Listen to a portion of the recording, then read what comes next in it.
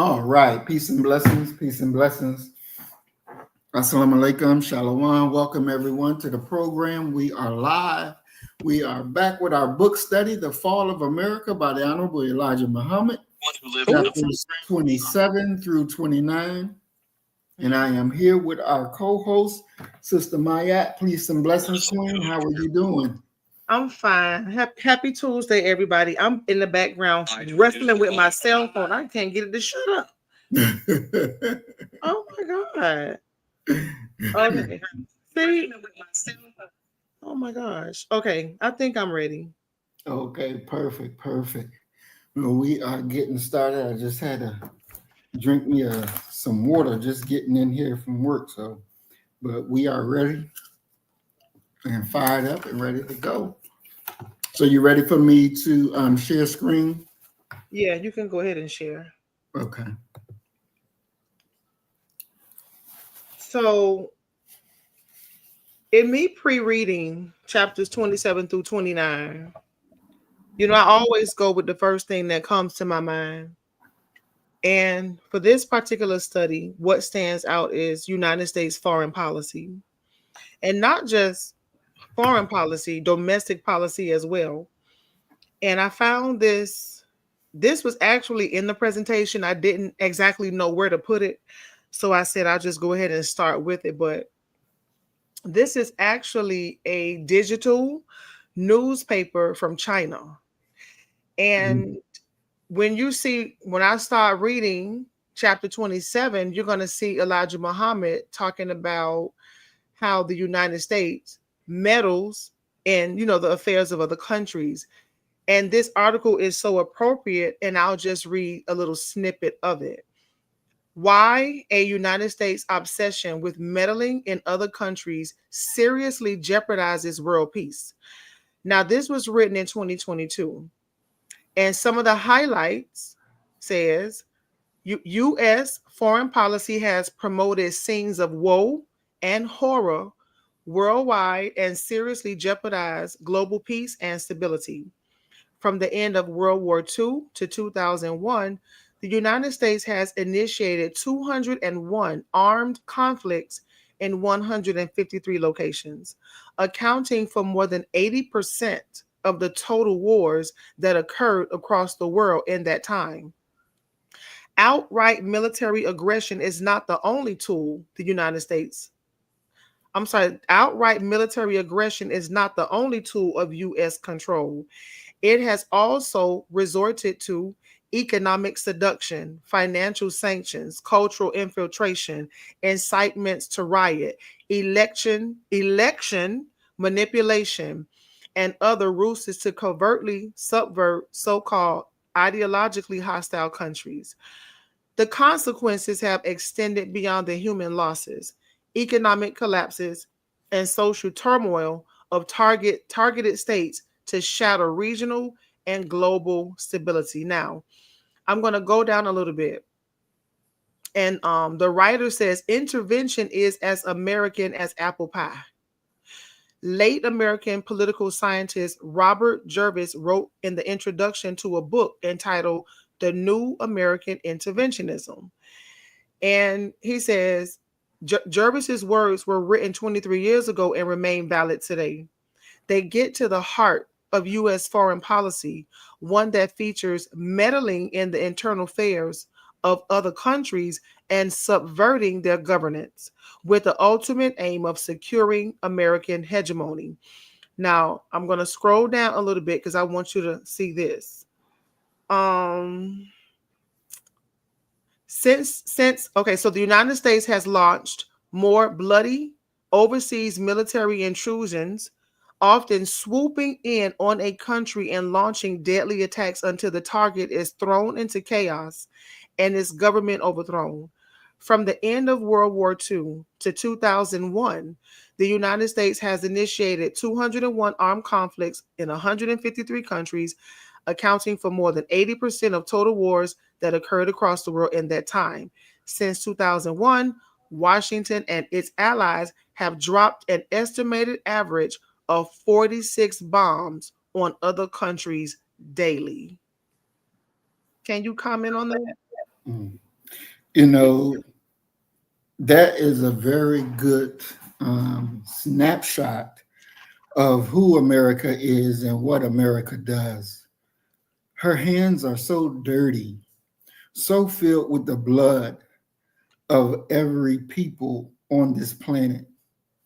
There's a book called Dying by the Sword.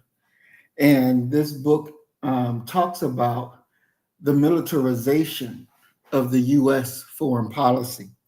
And anybody that is interested in going into that topic should definitely get the book, Dying by the Sword. And it talks about the stuff that you were just naming. And it goes into some real good detail because there are so many. Since America was established, it has been doing dirty things just like this. Its hands is not clean. America hands can't ever be clean for the dirt that it has done in the guides of foreign policy. And so when we have to sit back and reflect on actually what is going on, what is actually happening in the quote unquote name of the American people. And even though we don't go by that ourselves, but when we travel and we're using that American passport, or people see us and they begin to talk to us, then they understand that, we're from America.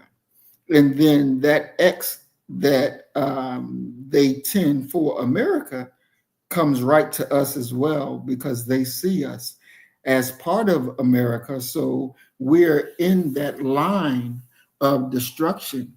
That's why one thing I stay looking at is the State Department list of different countries that have warnings to American citizens not to go there, because the people there are hostile towards Americans. And even though we're not the ones that's actually sitting up and making the plans of the destruction of other countries, because we're here, then when that smoke goes down, we'll be in there because we want to be up under where they are instead of separating and coming away from them. We should not be going to big gatherings where a lot of them are, because it's going to come to you're going to have to pay for what you've done to other people. When we look at this and understand the numbers that you gave, those people that live in those countries have not forgotten. If we sit back and think that the Japanese have forgotten that America dropped 2 atomic bombs on their ass, they have not forgotten. There is protest because the average Japanese citizen wants that American base off their land. So there are protests going on in Japan over that still to this very day. They have not forgotten. The Iranian people, they have not forgotten what America has done to them, and having the Shah of Iran overthrown and replaced with I believe his name was Mossadegh, Shah Mossadegh or something like that, and had him, and he was committing terrorism on the Iranian people until the Mullah Shah rose up, and then they overthrew him. America hands is dirty. America hands is dirty in South America on what they did to the I forget the people name, but they put Pinochet, put him there, and he was a terrorist against his own people. America hands are dirty everywhere, because wherever she goes, the stench of who she is goes right along with them. There's no difference between America and Britain. There's no difference. As you called us last week, called America little baby Babylon. because you're just like Britain.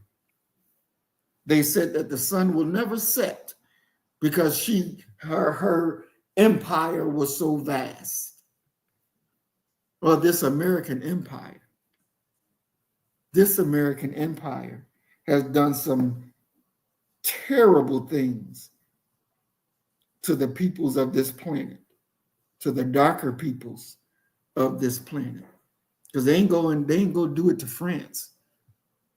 They ain't gonna do no evil to Britain. They ain't did nothing to them. They ain't did nothing to Italy. They ain't did nothing to Russia. The only reason they fought Germany was because of a war. If it wasn't because of that, it wouldn't even done nothing to them. Think about what they did to Panama. What did they do to the Panamanians under the guise of, we're coming to get Noriega, he's a drug dealer? Bush, he running the drugs for you. So now you're going to go and bomb and kill innocent Panamanians. What did his friend Ronald Reagan go do to Grenada? The stench of the American crimes have touched all darker people of this planet, and they will reap what they sow. So one thing about the illegals coming here from Venezuela, they forgot what America did to them. So you should be sure that you understand that in the back of their minds, if not on the front of their minds, they come to America with the thing of called payback. That they look to do inside America what was done to them in their own countries. We are in for some real troubled times.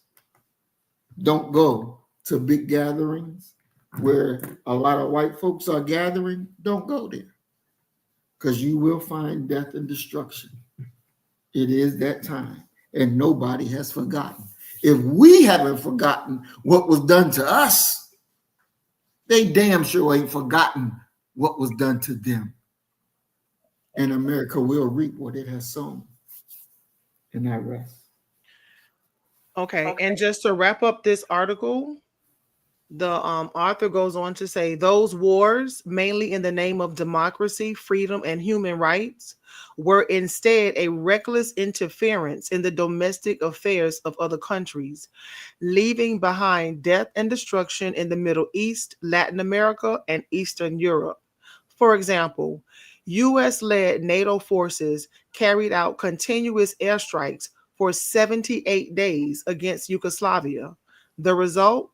More than 8,000 civilians dead or injured and nearly 1 million displaced. The United States launched war in Afghanistan, killed around 50,000 Afghan civilians from 2001 to mid-April 2020, and reduced some 11 million to refugees.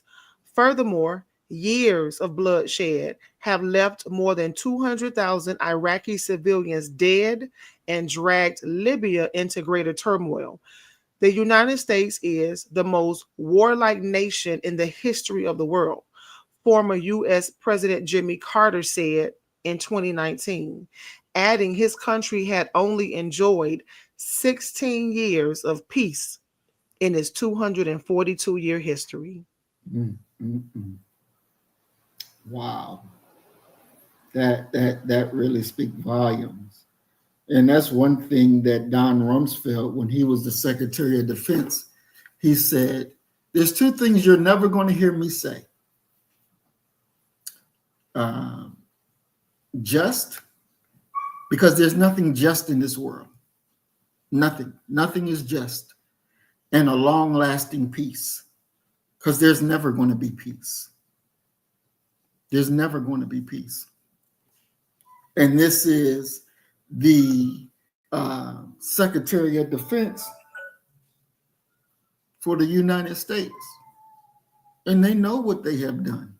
And they know what they do.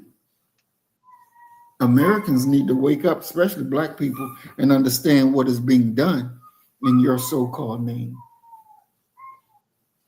So you can put this map up on the screen before we start reading. When you take this map down, you can go ahead and put up the Fall of America PDF. Okay. But this map is one that I found online that shows the countries where the United States government has admitted to launching military interventions. So that span is across both hemispheres. Wow. And all of South America is just colored in. South America don't look like it has received no break. All of South America is Central colored. America and the Caribbean Mm, mm, mm, wrapped around their finger. mm, And mm, these people are running into America seeking a better life and opportunity. mm-hmm. And America has ravaged their countries, Exactly. leaving people in poverty and filth. Mm-hmm. Exactly. And that's something that people got to understand. This is the real deal. This ain't no joke. Mm-hmm. This ain't no joke. They've done that. They've been in there. They overthrew governments. They killing governmental leaders. All of that. America is dirty. It is truly, truly dirty, and it needs to be cleaned. And unfortunately, or fortunately, however we want to look at it, the only way that it's going to be clean is the evildoer must be removed from the face of the earth. It is just that simple. They have killed more people than their whole population numbers represent. That's something that you really got to understand. They have killed more people than their own population. That is the real deal. That is who you're dealing with. That is Satan. That is the enemy. That is the devil. And that is something that we cannot run away from. We cannot get away from. It is what it is. And they're not ashamed about it. They ain't ashamed. Remember when Obama went on and when he was elected and he went on that little friendship tour around the Middle East and around the world apologizing for the things that America has done in these countries, and these white folks in America was getting upset saying we don't have to apologize for nothing that we did. We did what we did and we'll do it again, because they were angry at him for having the nerve to go to these countries and say we were wrong and we apologize. Mm-hmm. Yeah, That's sad. very sad. Very, very sad. Very sad. All right. Chapter 27. All right, hold on. I'm still trying to work with it and get it pulled up here. Um,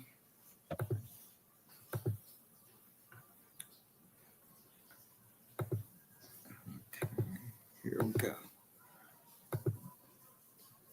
All right, we're good to go. Okay, chapter 27, The Troubled America, No Peace. America, in trying to hold her place as the greatest power among the nations of the earth, is one of the most troubled countries on earth today. The world has never before seen the top rulers of the land leaving their offices to visit nations abroad. The purpose of these visits to foreign nations is to make peace with them after years of troubling. Isn't that what you just said? Mm-hmm. You just said that. Yep.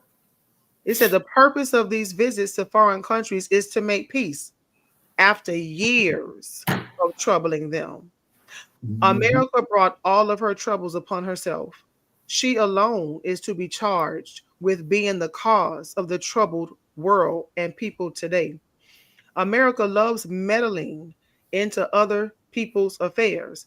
She just cannot stay out of other people's business, whether they be a 2 cents worth soapbox teacher or presidents and kings of countries. America's actions fit the description of the prophecy. The beast has eyes around about. This refers to the mechanical listening devices with which America listens in on other people's private affairs, as well as her listening in on foreign governmental affairs. This also refers to her powerful telescope. America goes abroad and makes war against other people. Then she charges them with making war against her when she is the one who is guilty of the war making. The Bible says Allah will destroy those who delight themselves in making war. Mm. That's the end of chapter 27. You want to speak on that before I show some more slides? Yeah. America does delight itself in its war so-called capabilities. I know when I was in the military and doing the things that we did. Now, I worked in finance. I was in finance and accounting. And what we would do, we would go over to different countries and, basically they would proposition them. This is what is want. This is what America wants done. And this is your payment. And it's all in cash. You have suitcases full of cash. And this is why when over in Iraq, and we were doing the same thing, walking around with suitcases full of cash, money come up missing and everything, and nobody is held accountable for it. But you give that money to those leaders, and it is either you take this money or we about to put a bullet in your head. Ain't no ifs and buts about it. It's just the way it is.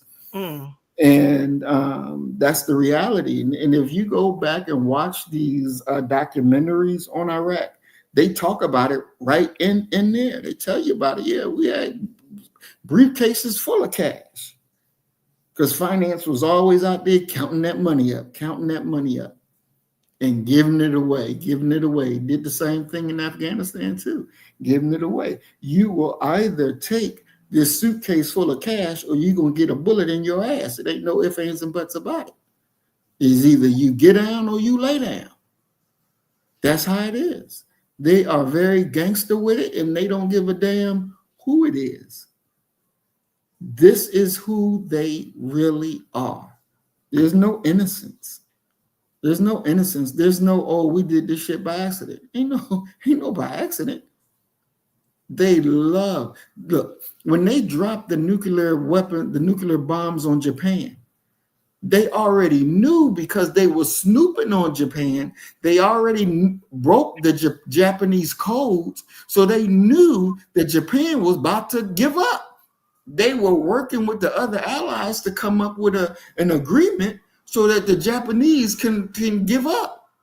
But the president was like, no, we need to drop the bombs first. We dropped the bombs first. See, because their first bombings, they were dropping incendiary bombs because the Japanese lived in huts. So it just burned the shit up. Fires just burned the shit up. You didn't have to drop no more damn bombs, period. Mm-hmm. But they did. They dropped a nuclear bomb and then went back and dropped another nuclear bomb when they already know these people was giving up. They had already broke the code. They knew, they knew that the Japanese was going to bomb Pearl Harbor. They knew it. It wasn't a surprise. They knew it. They're snoopers. They're international snoopers. They listening in on everything. They're watching everything. It's just like October 7th over there in Israel. The Israelis, they knew what was going to happen. That's why they let it happen. That's why the Hamas people were saying, hell, we were surprised we got so far. Yeah, you surprised because they said, come on and do it. They laid down so you can get down so that they can come behind and do what they did. America knew what was going to happen. That's why Benjamin Netanyahu said, well, this was our 9/11.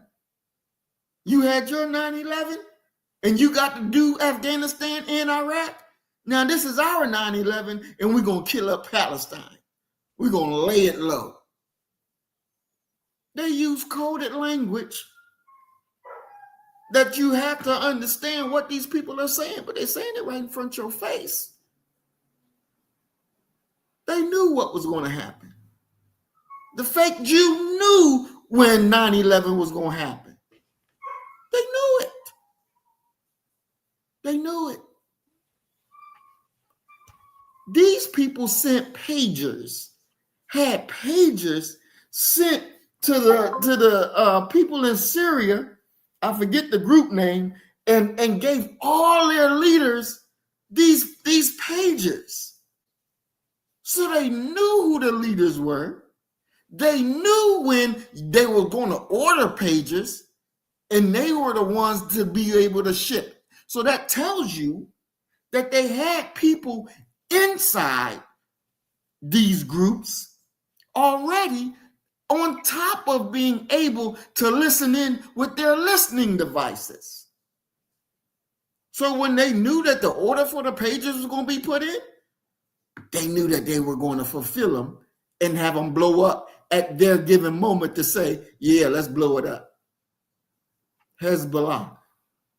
Because I think it was in 96 when Hezbollah whooped the IDF ass. And they understood that they got their ass whipped. So they said, this time we're going to take out their leadership and as many of these people that we can take out so they won't be able to respond. And that's exactly what they did. That's exactly what they did. And we have to be on guard, and we have to remember these things, because this is real. This is how they operate. This is how they're so successful. And I rest. So 2 things before I show this next video, because you reminded me of 9/11 when some information came out about there were certain employees who were told not to go to work that day. Did you hear about that? That's right. Yep. Yeah, they were Jewish too. They were told not to report to work that day. Yep. And this app that people use now, there's an app. It's not new, but I'm hearing a lot of people use it now, especially Black women. The app where you walk and it counts your steps. I don't use it, but that's just another way to track people. To see where you're going, what you're doing, and what you're talking about, because they're listening through the cell phones anyway.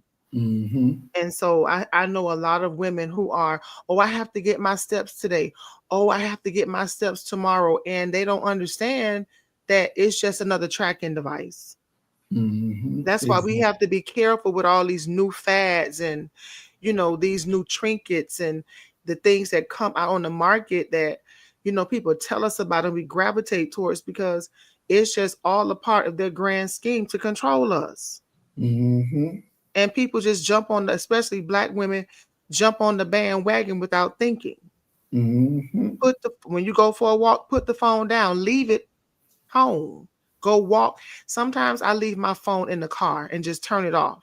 If I want to meditate out loud, if I want to talk to myself out loud, if I want to have just whatever, if I want to say something, get some stuff out of my mind or my chest or whatever the case may be, I leave my phone in the car, because I don't need them listening to my intimate or my innermost thoughts. Exactly. And people are really not thinking about that. So I'm going to go ahead and share my screen. Okay. And we're going to watch this video. It's very quick.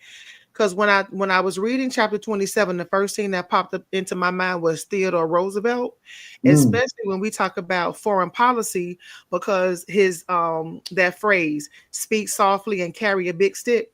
Exactly. That is the first thing that came to my mind. So I went to find a video for some people who may not be, who may not be aware of this famous quote and what foreign policy is, but I want you to pay attention to the pictures. This is going to blow your mind. You ready?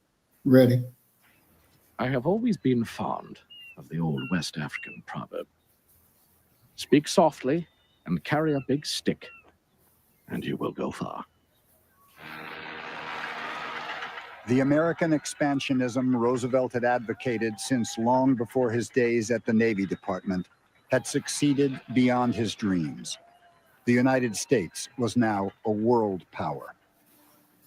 It had annexed Hawaii, driven Spain from the New World, dominated Cuba and Puerto Rico, wrested the Philippines from the Spanish, and then begun a brutal, bloody campaign to subjugate the Philippine people, who wanted to be free of foreign rule by anyone, including Americans. Now, I don't know if you could see it right here, but they're waterboarding someone. Exactly. That's what I'm saying. Like, damn, they waterboarding her.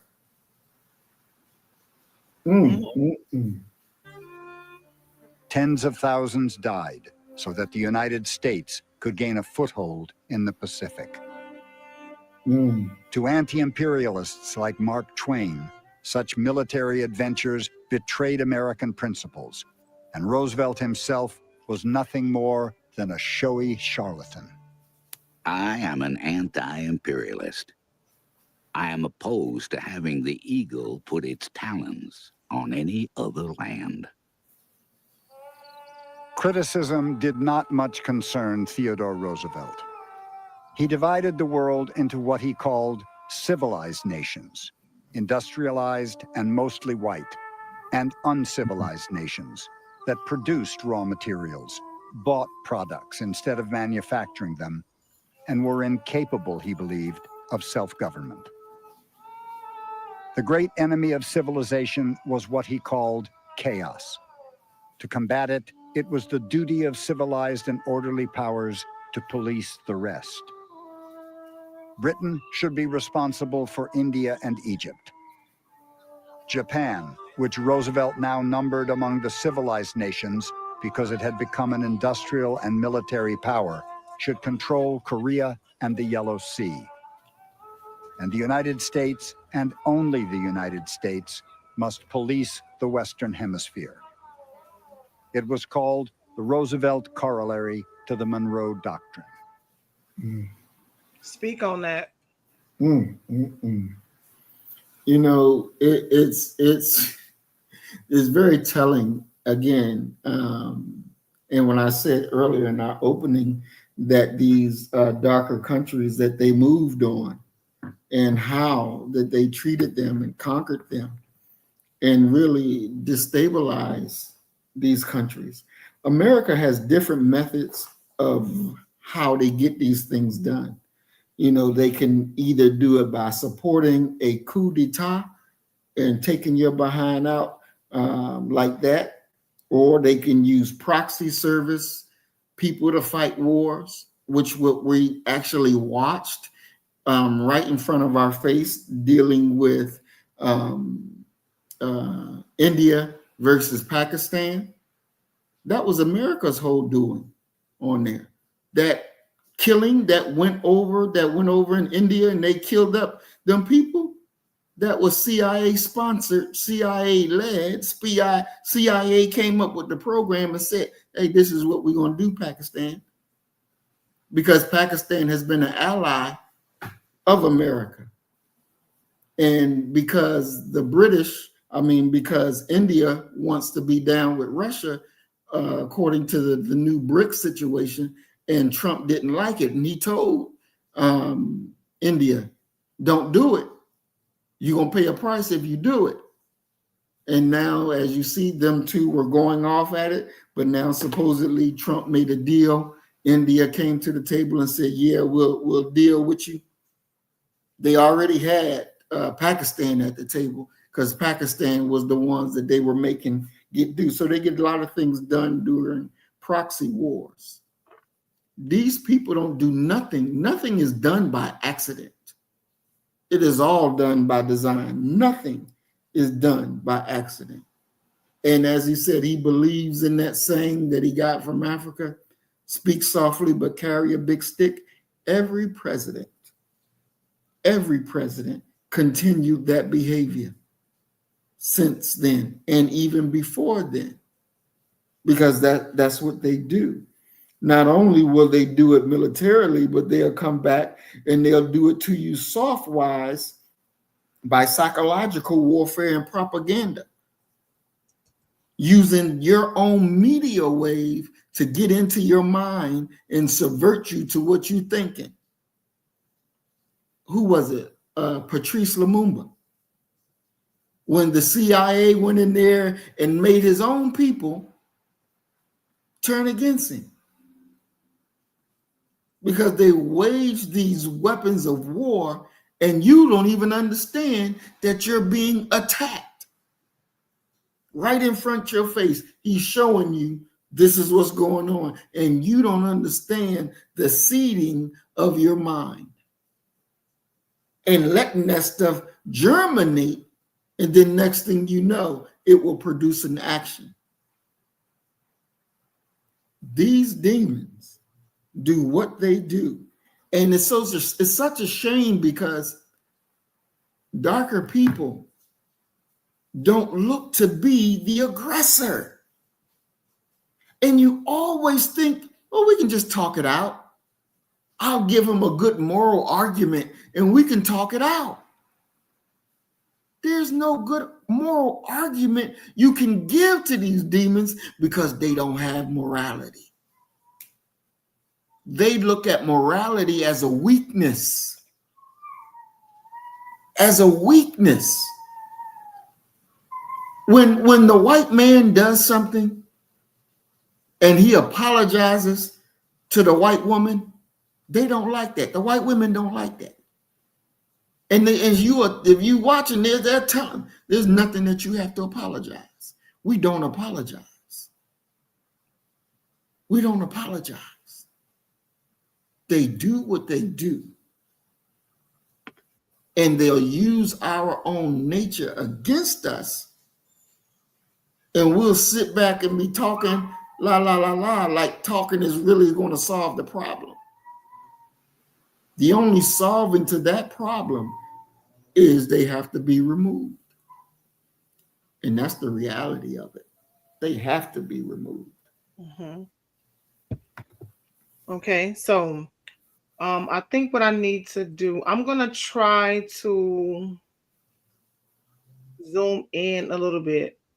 But if not, you zoom in on your end, okay? So you can see what I see. That makes it easier for me. So we're looking at United States interventions, and we see Guatemala in 1954, El Salvador, Honduras, Nicaragua, Panama, Chile, right? Venezuela, Grenada, Dominican Republic, Puerto Rico, Haiti, Cuba. And what's interesting about this particular map right here, it goes into a little bit of detail as to what the intervention was about. And I'm just going to choose 3 so we could keep it pushing. Let's go with Puerto Rico. It says holding island as a colony since 1898. United States helps crush rebellion demanding independence. Grenada, United States mounting an invasion after a popular revolution. That was with our brother Maurice Bishop.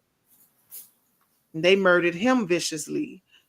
Nicaragua, the CI funds and directs Contra death squads against Popular People's Movement, murdering 50,000 and destroying the movement.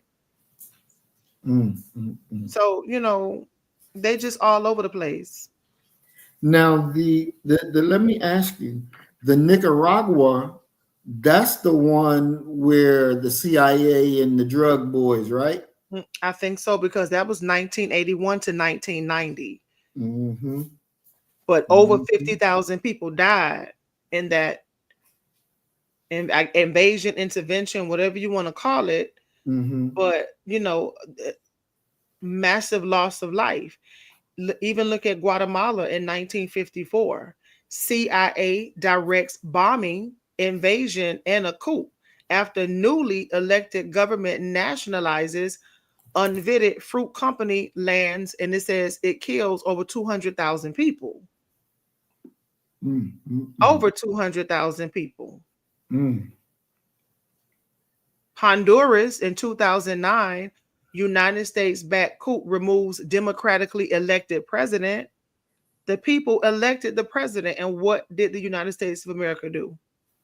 Booted his ass up out of there. Dominican Republic, 1965.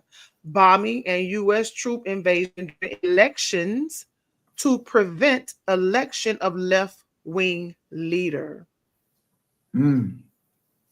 Now, they can have their voting process, but whenever another country tries to do it, especially in the Western Hemisphere, if they don't like the results, if they don't like the leader, if they don't like whoever is campaigning, they're going to kill them. That's just the way it is. There's no way around that. So I wanted to go into a little bit of detail about Haiti, and I found this article on a website, Responsible Statecraft, and it says, from coup to chaos, 20 years after the United States ousted Haiti's president. 20 years ago this week, the United States government placed Haiti's elected president, Jean-Bertrand Aristide, on a plane sent from Guantanamo Bay and headed for the Central African Republic with a false flight plan. So he's thinking the plane is going to come get him to take him to a certain destination, but his flight plan is all wrong, right? It's a false flight plan. And it says the flight consummated a coup d'etat that ended a decade of hard-won democratic progress. It also began 2 decades of dismantling of democracy by U.S.-backed Haitian regimes. Haiti is celebrating the coup anniversary without a single elected official in office and no elections in sight, while most Haitians face catastrophic humanitarian conditions. The United States government officially denies a coup took place and claims it did not force Aristide to flee.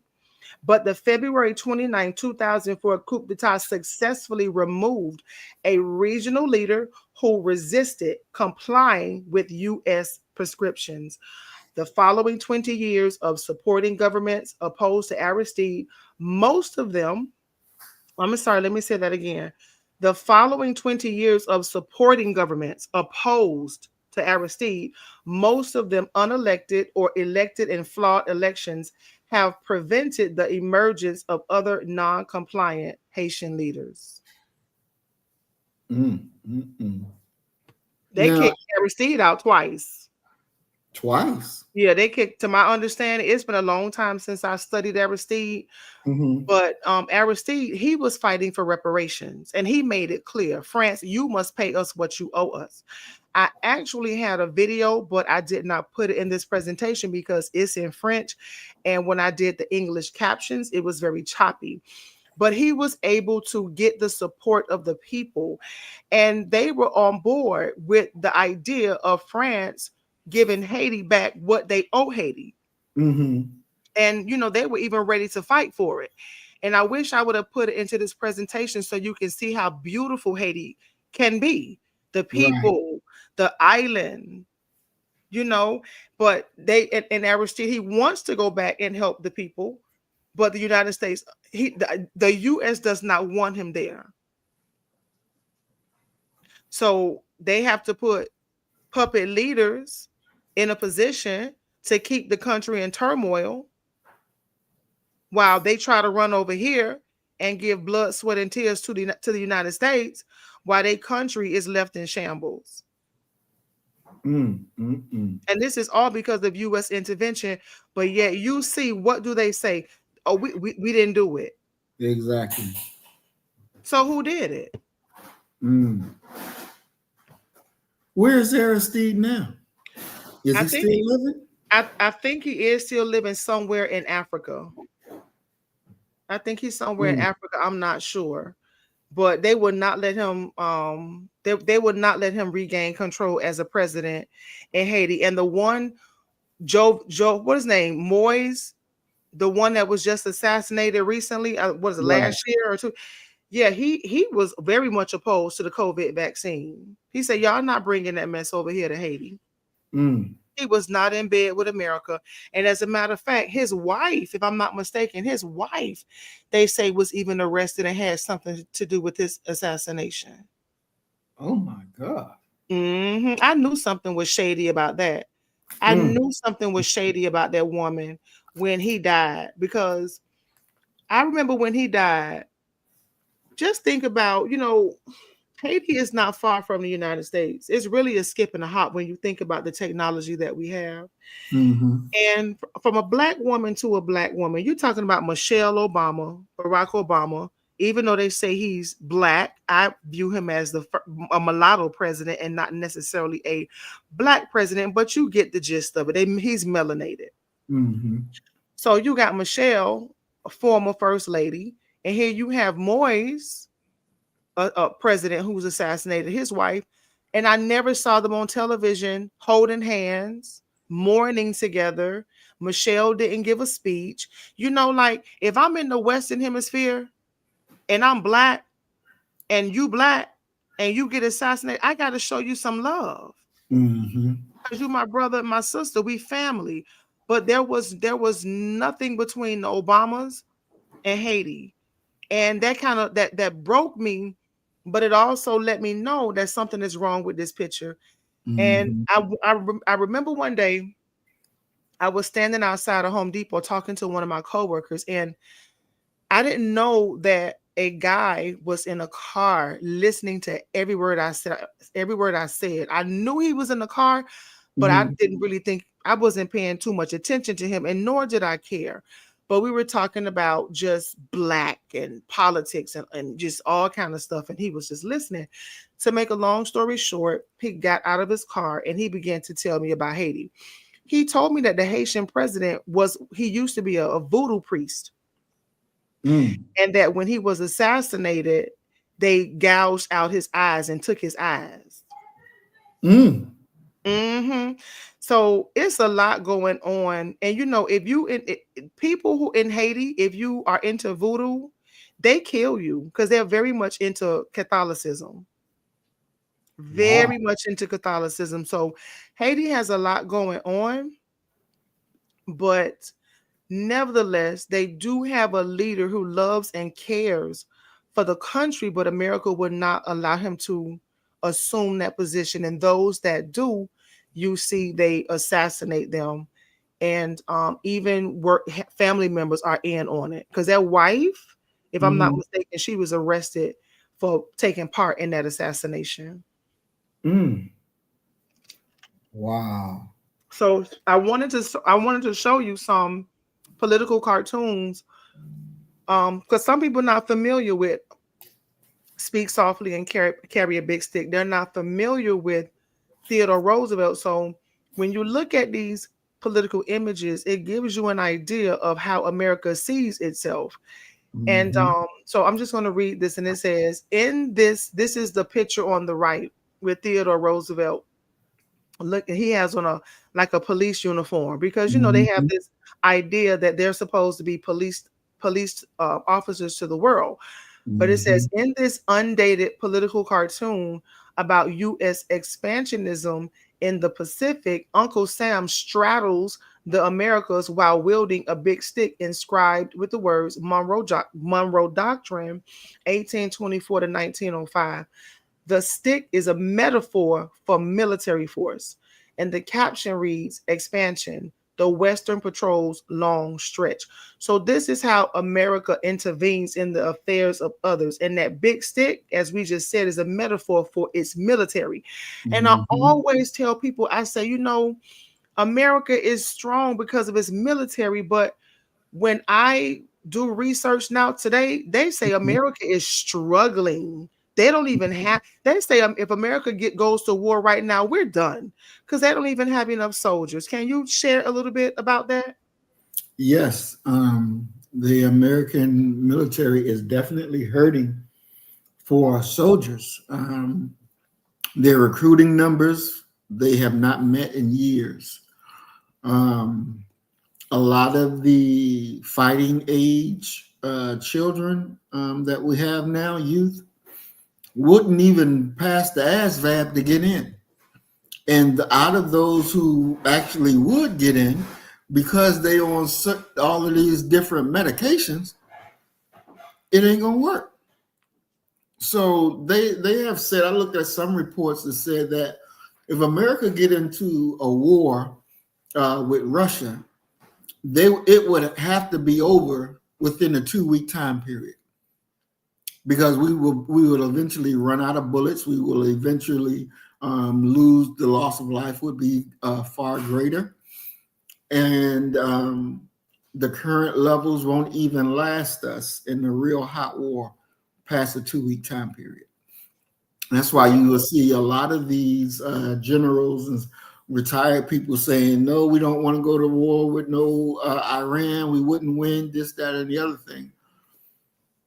When the American Navy vessel was captured by the Iranians when they crossed into Iranian waters, and the Iranians boarded the ship and took the sailors off the ship and held them and was questioning them like, what you doing here? What's this? What's that? They gave up all the goods. They told everything. They ain't leave nothing out. American general got on TV and he was pissed. He was calling them cowards and punks. And he said that they gave up all the information and they wasn't even tortured. They just asked them a question and they start giving up all the answers. But this weakness shows you the reality of what the American military really is about. When I was in, and they were talking about going back to Iraq, a lot of people were saying, shit, y'all can load up them damn Humvees all you want. I'm loading up my car and I'm getting the fuck out of here. Right. They wasn't wanting to go back. Right. These soldiers don't want nothing to do with no war, for real, for real. You will be sold this bill of goods like the, what was her, Jessica, whatever her name was. And they made this girl during the Iraq war seem like she was a fucking hero. And lied and said how she was fighting back against the Iraqi soldiers and she got shot up. And, they put this special forces thing to come get her and all of that bullshit. And she finally came out and said, oh, all that stuff didn't happen. It was a lie. They just made it up and gave her the big old ticker tape parade like she was an American hero. But the black girl who really did the shooting and fighting back, you ain't hear shit about her. You ain't hear shit about Private Specialist Johnson. You ain't hear nothing about her. But she was doing the shooting while the white girl was laying in the dirt crying and refusing to shoot her weapon. Wow. Exactly. But our sister who was doing her fucking job was fighting to keep people alive. She didn't get nothing. She was pushed up under the rug. But they made that damn cracker out to be the best thing since sliced bread. And come find out she finally got enough of it and start telling the truth that they just made it up. She never even fired her fucking weapon. That's a damn shame. Mm-hmm. That's a damn shame. Yep. And that's how they are. And that's what they do. That's what they do very clearly. So we have to understand that. It's a facade. It is a facade. It ain't that strong. The military ain't that strong no more. It's not like it used to be. It's just not. And will it ever get back to where it used to be? No. It wouldn't. America would not be able to maintain a war outside of America and an internal war at the same time. It would not be able to deal with it. It couldn't deal with it. It really could not deal with it. Even these police officers who look all big and bad, yeah. But you got to remember, they yeah to people who ain't shooting your ass back. But when it comes time you face somebody who's going to shoot your ass back, it's a different story then. It's a totally different story. It is falsehood. And we got to understand that. It's falsehood. America can go and jump on little countries that ain't going to fight the fuck back. That ain't got the weapons to even think about fighting you back. If we look at the chart that you showed, the map, and look at those countries compared to what America has militarily, they ain't on the same level. They not. So they'll go jump on them, but ain't gonna jump on somebody that's on the same fucking level. Even in Iraq, when they were coming to kill Saddam Hussein's sons, and they got into the firefight, you got 2 to 3 people inside the house that's shooting back at you with fucking automatic weapons. You get scared and call in a damn military plane to drop a bomb on one house and kill everybody on the goddamn street. Just knock all them damn houses and stuff down. You couldn't take out 3-4 men in the house. Wow, they just took out the whole street, huh? You got the whole damn street. That's a damn. But you know, they'll do the same thing on the airplane. If they want one person on the airplane, they'll kill everybody. Exactly. Yep. That's exactly what they do. My daughter always tell me, be careful when I get on these airplanes and observe who is on them. Mm-hmm. And you know, if I have to lose money and get off, she always tells me that. Because they'll take the whole plane down just to get one person. Exactly. They sure will. So you see how on the first political cartoon, America was straddled across North, Central, and South America. Mm-hmm. And then you see here, and you know, when you look at these political cartoons as it relates to foreign policy, America always exalts itself. Because Elijah Muhammad talks about that too. They're so exalted. They're so larger than life. They're just bigger. It's a big I, little you mentality. You see? And so you see the lion and then all the other French representatives, they so small, but America is the big burly lion. You know, and then to the right, you have Uncle Sam with the umbrella serving as the big stick. And then to the bottom, I don't know if you can zoom in, but you see the South American countries, they look like little babies. Exactly. And America has up like a border, you know, because they love to put up borders and gates to keep everybody out of areas that they have annexed. You know, it's crazy. Exactly. Take a look at this one. Big chicken, little chickens. Just bigger than everybody else. Not even ashamed.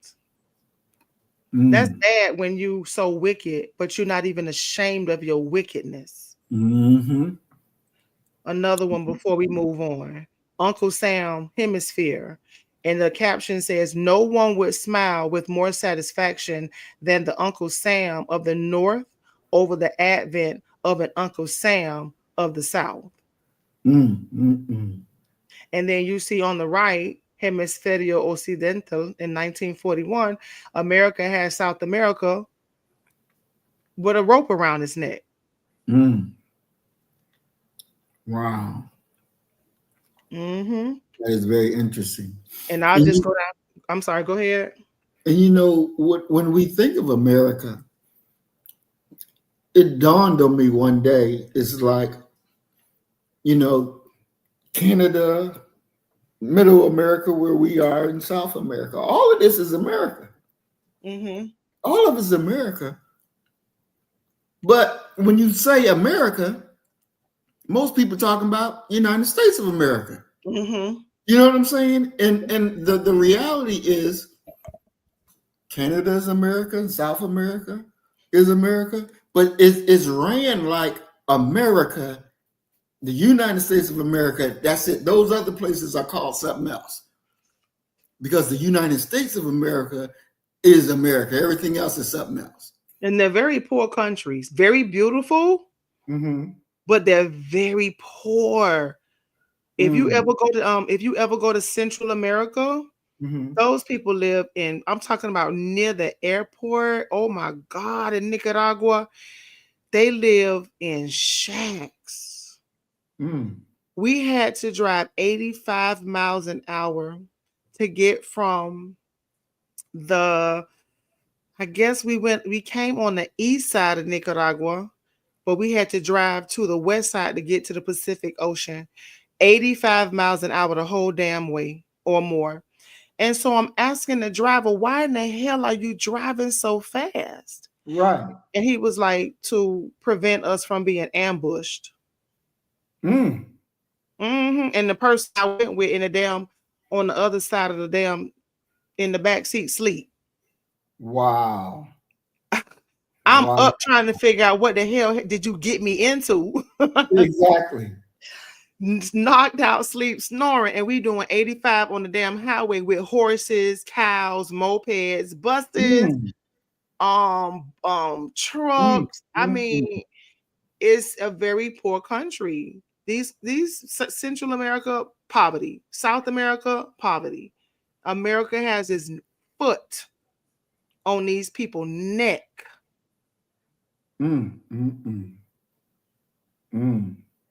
Wow.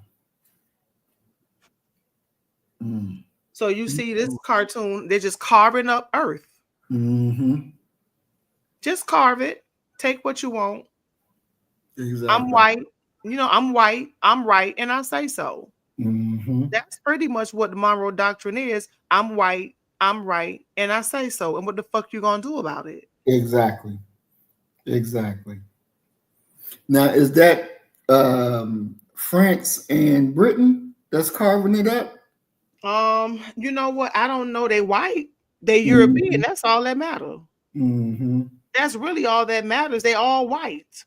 They've been in the competition. Exactly. They've been in the competition to control. Remember the papal bull?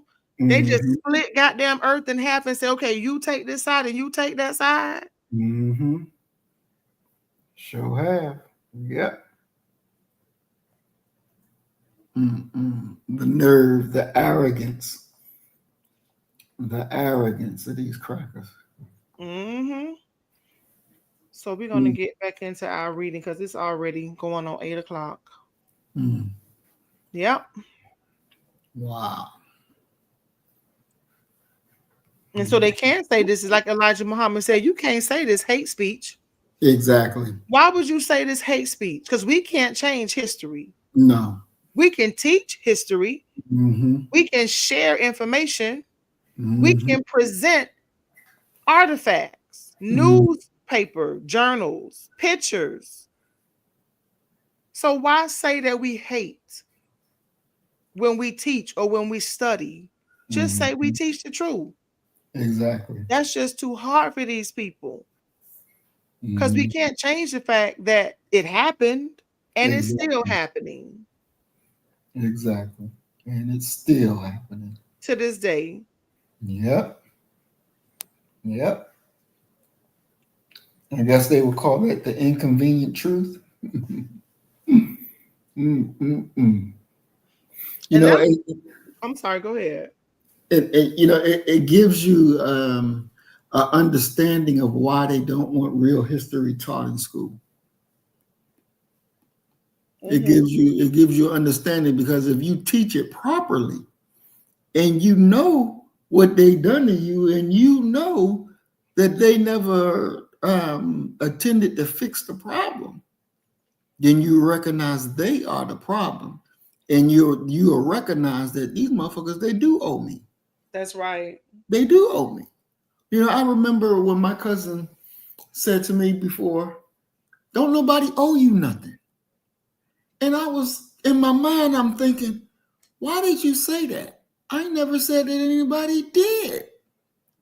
But there's that thought that get planted in the Black person mind that nobody owes you anything. But the reality is they do owe us something. They do owe us. And unfortunately, a lot of our people don't want to put that in the mind of our children that, yeah, these crackers do owe you something. When it should be. It should be in their mind. It should be understood who they are and what they have done to you. And you understand that is your enemy, not another victim that looked just like you. Because in reality, and I know it is not good to be called a victim, but in reality, We are. We are victims. That's the truth of it. And because you know the truth, you accept the truth, now you go after those who made you the victim and make them do right by you. See, we can't just put it off like they don't have no responsibility to us. They do. Just like Africa owes us a responsibility. They do. And we have to be able to acknowledge it and go get what's ours. Period, point blank. It's not wrong. It's not. We are a victim.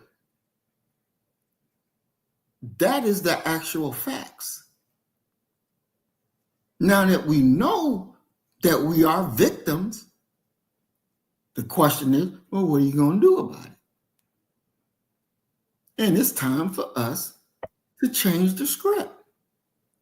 You know, I like what you said the other day when we were talking about the slogan Black Power.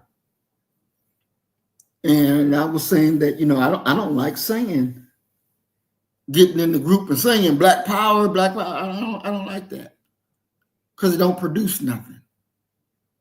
And what'd you say? I think you said it makes me cringe. Yes. Yes. Because we're hollering this slogan, but ain't doing a damn thing that's going to produce the power that we need.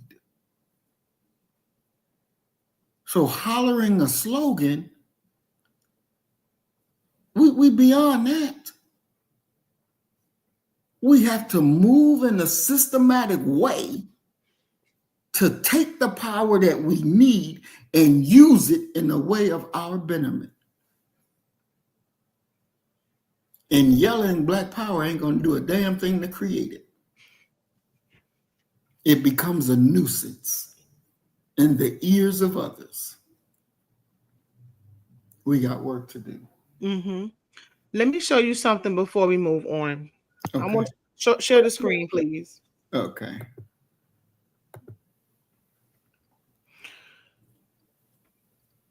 So I was thinking about America this morning, and this is something that came to my mind. I'm sorry, I got off on the screen. So in the left corner, you see Ma'at. This is a representation of the Kemetic deity Ma'at. And she represents righteousness, peace, truth, justice, all the things that we need to be the best that we can be. We come from a people who were big on character. Character counts. And so they would deify certain ideas. And just to make a long story short, you see Ma'at and you see what she has in her hands? Looks like a scale, look like scales. Right. She has scales. And on the left side, it is a jar. In that jar is the heart. And on the right hand is a feather. And you see that it's balanced. So basically, the Kemetic concept is there's, you could be bad, but have some good in you. And you could be a really good person and have some bad in you. It's really all about balance.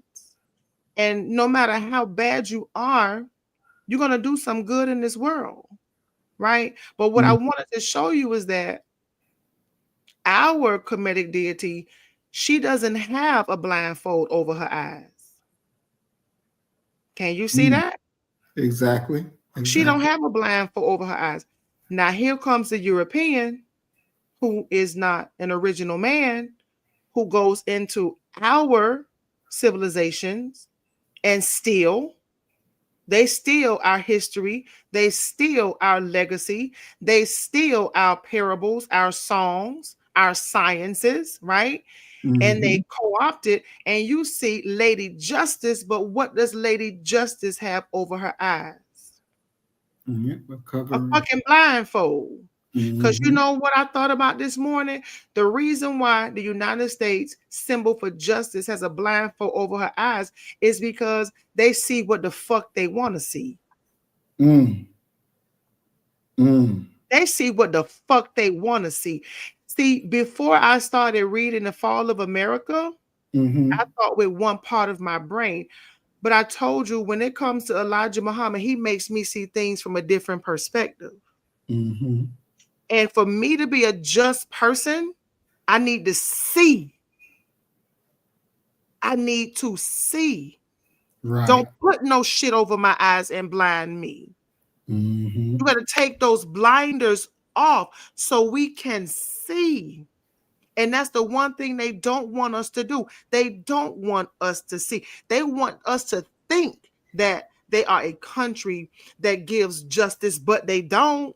Exactly. Look how many court cases that our people have had to suffer through, and it didn't work in their favor. Remember the little boy, George Steiny, the 14-year-old who was Yes. electrocuted? Yes. He Mm-hmm. was arrested, tried, and sentenced in one day. Mm-mm-mm. That's not blind justice. No. So this blindfold represents the fact that this country sees what it wants to see. And it's Mm-hmm. always going to be in the favor of those who are non-white.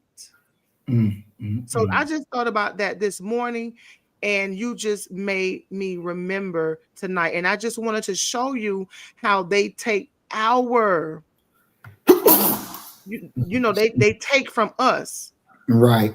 to build Mm-hmm. their own. And we have to go back to who we are and learn who we are, Mm-hmm. and not be afraid of personifications and representations of certain ideas or nature, because we are storytellers and we teach through images. Mm-hmm. So if you were a child and we were in Egypt, I would show you my aunt. I will show you that she's a deity that represents something great and good that you need to be in order to exhibit character so you can reach your full potential. Mm-mm-mm. So no, they don't want this shit taught in school. And to be quite frankly with you, a lot of people are not smart enough or knowledgeable enough to teach this in school. And that is why I keep saying we have to have our own. Mm-hmm. You can't, I wouldn't even want this taught in public school. Mm. Mm-mm-mm. So I just wanted to share that with you before we continue to read. Can let me ask you a question about that. Why is you said the other scale is a heart in the jar? Can Because you yeah, talk about your what? heart, when you die, the Mm-hmm. Kemetic people believe that when you die, your heart should be lighter than a feather.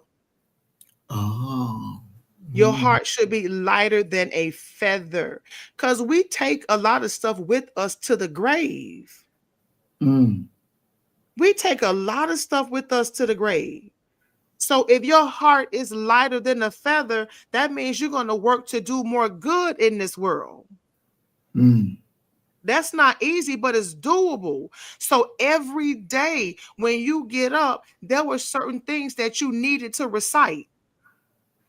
I'm not a scholar in Kemetic thought, but nevertheless, the 10 commandments comes out of Kemet.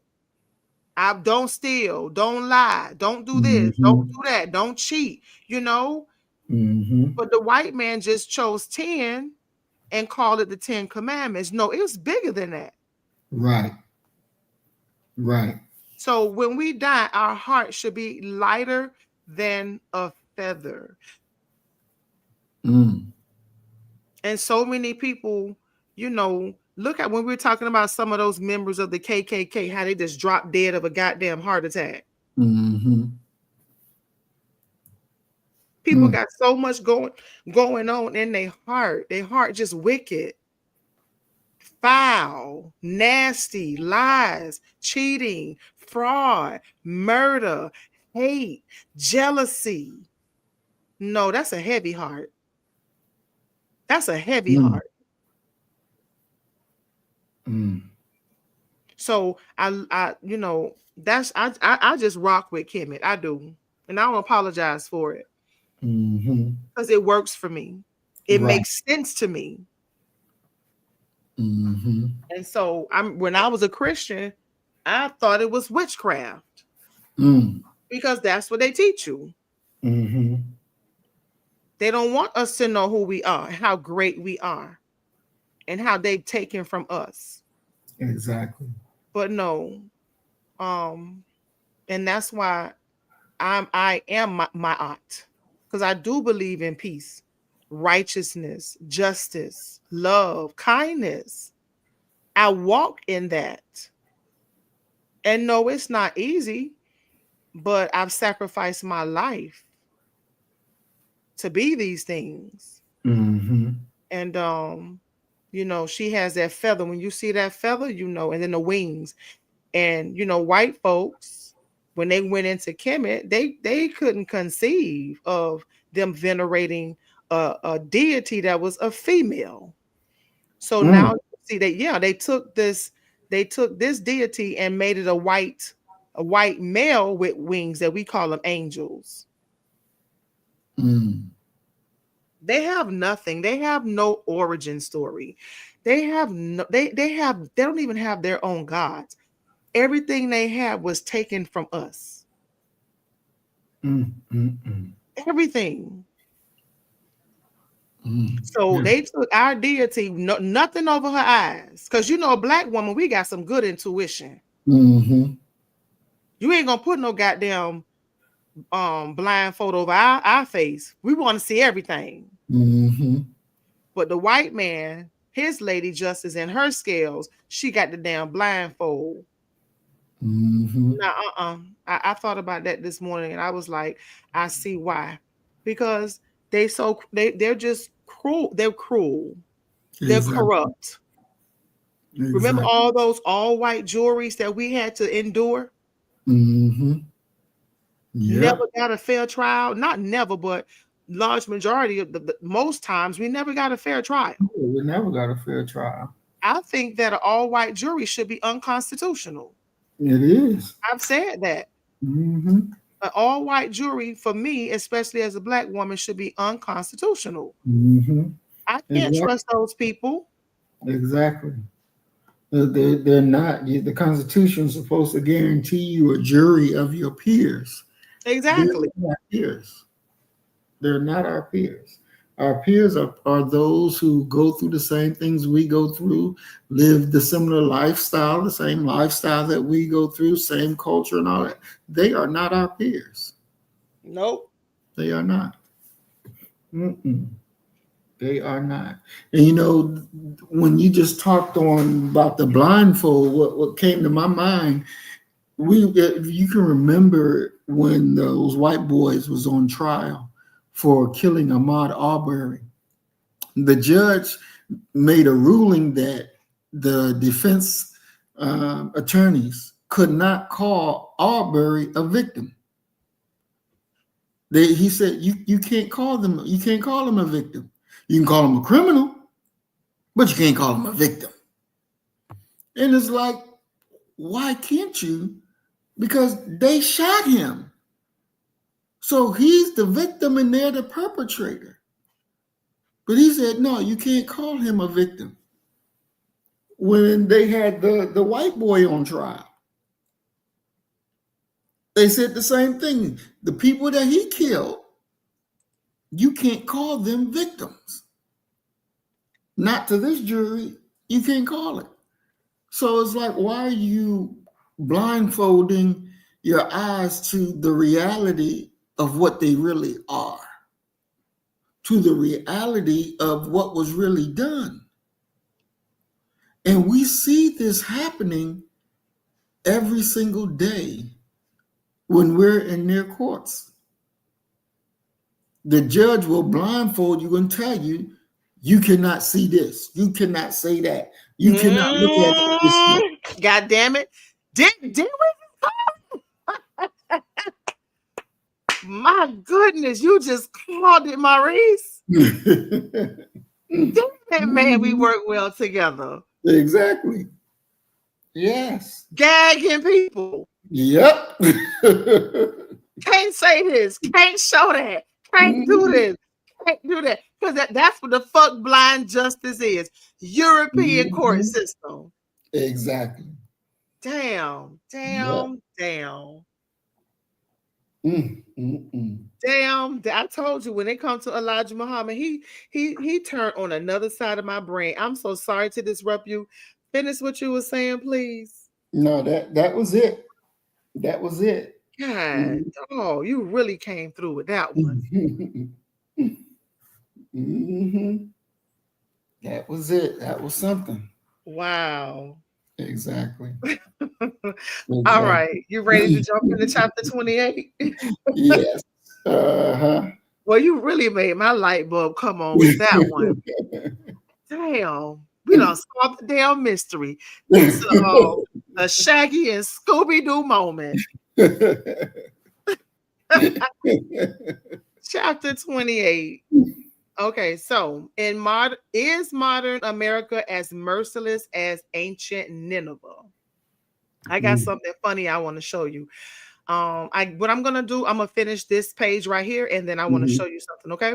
Okay. Woe to the bloody city! It is all full of lies and robbery. The prey departeth not. The noise of a whip, and the noise of the rattling of the wheels, and of the prancing horses, and of the jumping chariots. America answers this prophecy of the ruins of ancient Nineveh. Nineveh was full of lies and robbery. So is America. The prey departeth not. The poor so-called Negroes in America are the prey, and they refuse to depart from America regardless of the evil treatment they receive. Though the whips and the clubs of their enemy are heard night and day upon the heads and backs of the prey, so-called Negroes, they still do not desire to depart from America. Ancient Nineveh, according to her history, was full of chariots that made much noise, and the prancing horses carrying the chariots in full speed, that the prophets described them as jumping chariots. So it is in America today. Her cities are filled with automobiles, and the noise of them is heard every hour of the day, rattling past our doors. She is full of blood from murdered people. She also feels another prophecy made in Habakkuk chapter 2, verse 12. Woe to him that buildeth a town with blood and stabilizes a city by iniquity. America was founded and built with blood and established by iniquity. She killed the Aboriginal inhabitants to establish herself as an independent people at the great loss of lives of the original owners. Her great progress has been made by the work of iniquity. She has robbed many people, and the blood of her slaves, the so-called Negroes, has stained the earth here and elsewhere, stained by her hands. The lawless people kill their own leaders and assassinate their rulers.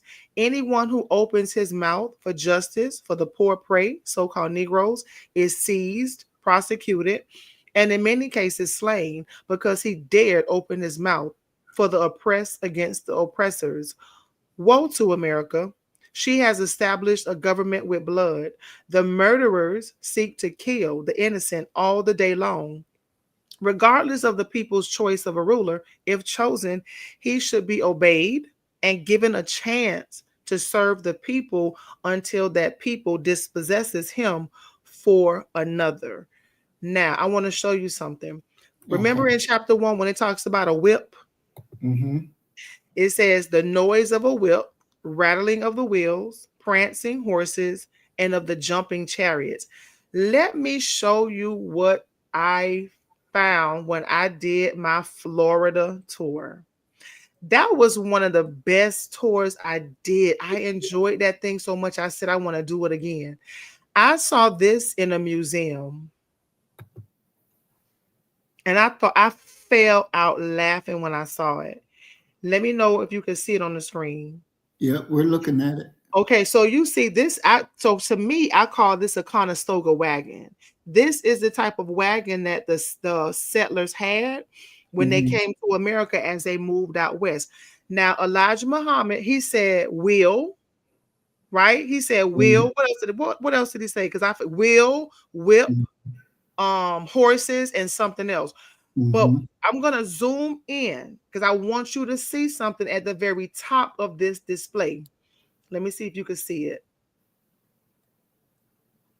I'm moving down. What does it say? Cracker settlers. Do you see that? Yeah, cracker settlers. Marguerite, that thing say cracker. Listen. Listen. It said cracker settlers. When I saw that in the museum, I was the only Black person in the damn museum. It was full of so many white people. I almost fainted. I laughed so hard because they try to act like it's a derogatory word to call them crackers. They gave themselves the name crackers. Exactly. The Northerners gave the Southerners the name crackers. And look what I found. They have a historical marker where you can go on a field trip. Wow, the Florida Cracker Trail. Florida Cracker Trail. Florida Cracker Trail.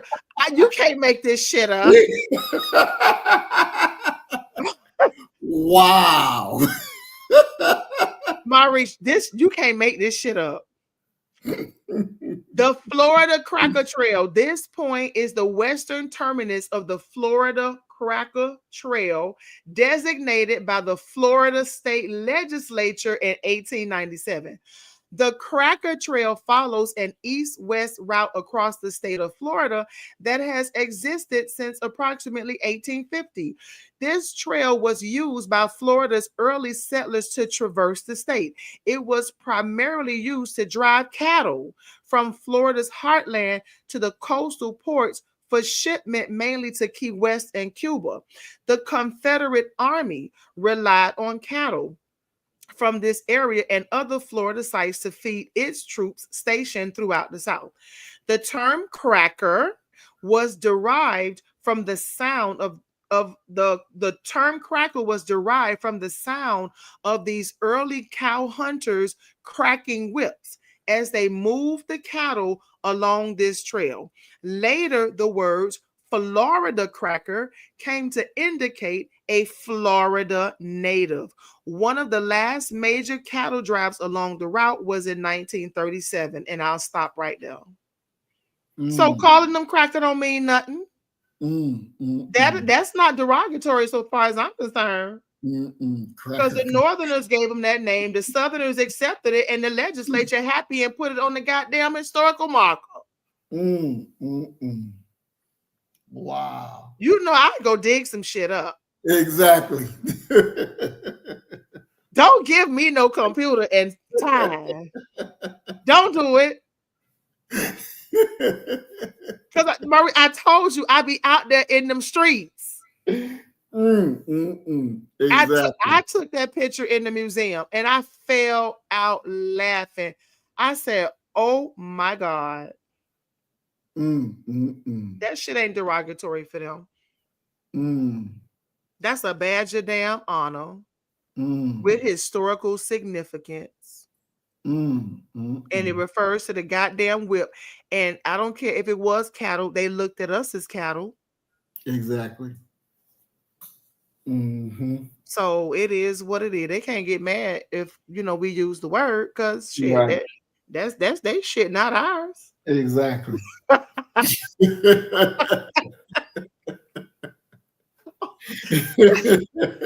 I thought that was so funny. I said, well, I gotta show Maurice. I'm gonna take you in them streets with me one day. I'm gonna take you touring with me one day. Well, most definitely. It's so much fun. What Wow. we doing now? Wow, we are learning tonight. He say the whip, the wheels, the horses, and the chariot. Did not Elijah Muhammad, he say the whip, Yeah. the wheels, the horse, the chariot. Exactly. And you know they came down here killing the native people. Just wiping them out. This is my land now. This belongs to us. God said so. Manifest destiny, Monroe Doctrine, the papal bulls, complete European domination of the world. You not like us, you have to die. And after all this, get mad because somebody called them a cracker. And you got millions and millions of blood, of dead bodies and blood crying out from the ground. So I'm gonna be honest, that work, y'all got to come up with something different than cracker. Because y'all better come up with something different. Because cracker is not derogatory. So if y'all want to sit around the campfire one day and come up with a new name, please let me know, because that's not derogatory when it comes to them. Okay, you can go to Crackerville and take your kids on the field trip. You think I'm not? No, you can take the babies on the field trip to Cracker Town. Wow. They got cracker coloring book and all. Wow. In the schools, you got schools that go from kindergarten to 5th grade. They have special field trips to kindergarten to 5th grade to Cracker Country. Crackerville, whatever the hell they call it. But you can take your child to Crackerville. That's a really nice field trip if y'all want to go. I'm just saying, y'all better come up with another name, because that is not derogatory to these people. Exactly. Wow. We got some work to do.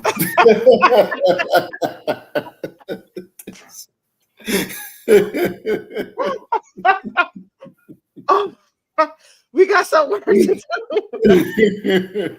I'm gonna leave that to you and Emma. I ain't gonna be bothered with that.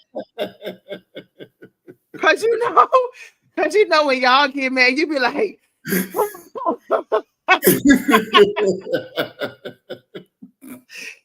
oh, you know, I don't have time for that. I'm not gonna be on that committee. I'm gonna leave you, Cassie, Isaiah, Emma. Y'all could be on the goddamn Name the White Man committee. I want shit to do with that.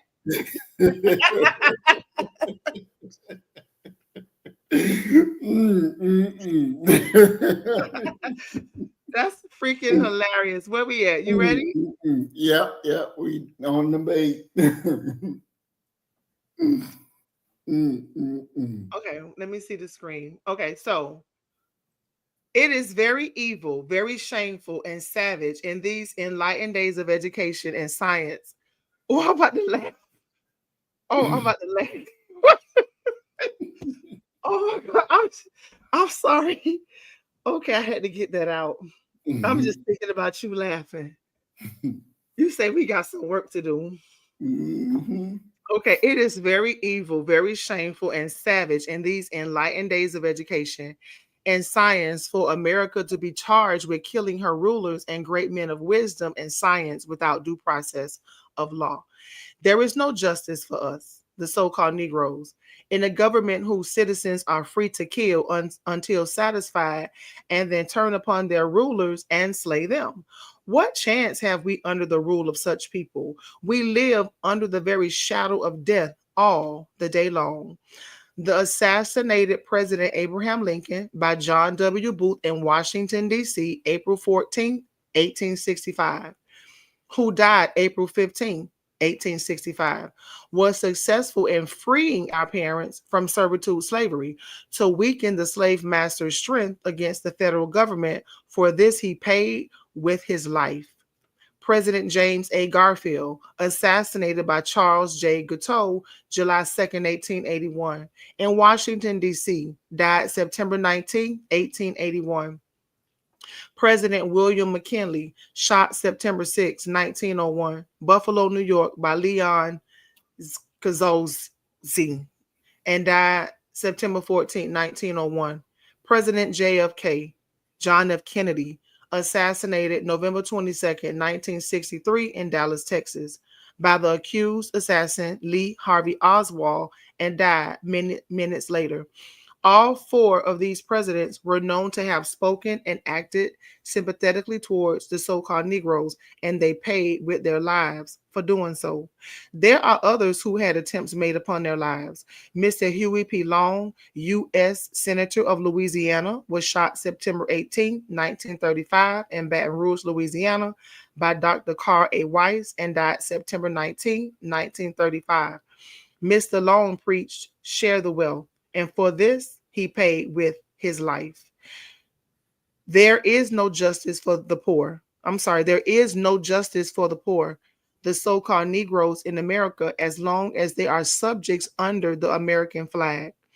A great attempt is now being made on the poor, lost found, so-called Negroes, to deceive them by making false friendship and the passage of civil rights bills, and forcing themselves to accept the lost found so-called Negroes into their social equality. This is only a trap for us. To accept it will make us enemies of God and our Black people of Africa and Asia, who are our true friends. It would be totally ignorant on our part to be swept away to our doom by accepting these maelstrom promises of social equality temptations. Our ignorant masses cannot be trusted under the charms of temptation of unalike. But in the end, you will regret your actions. If America wants to offer us a better side of her, why not offer something to permanent? Why not offer something of permanent good, such as a portion of the country, a few states, for our ever increasing population?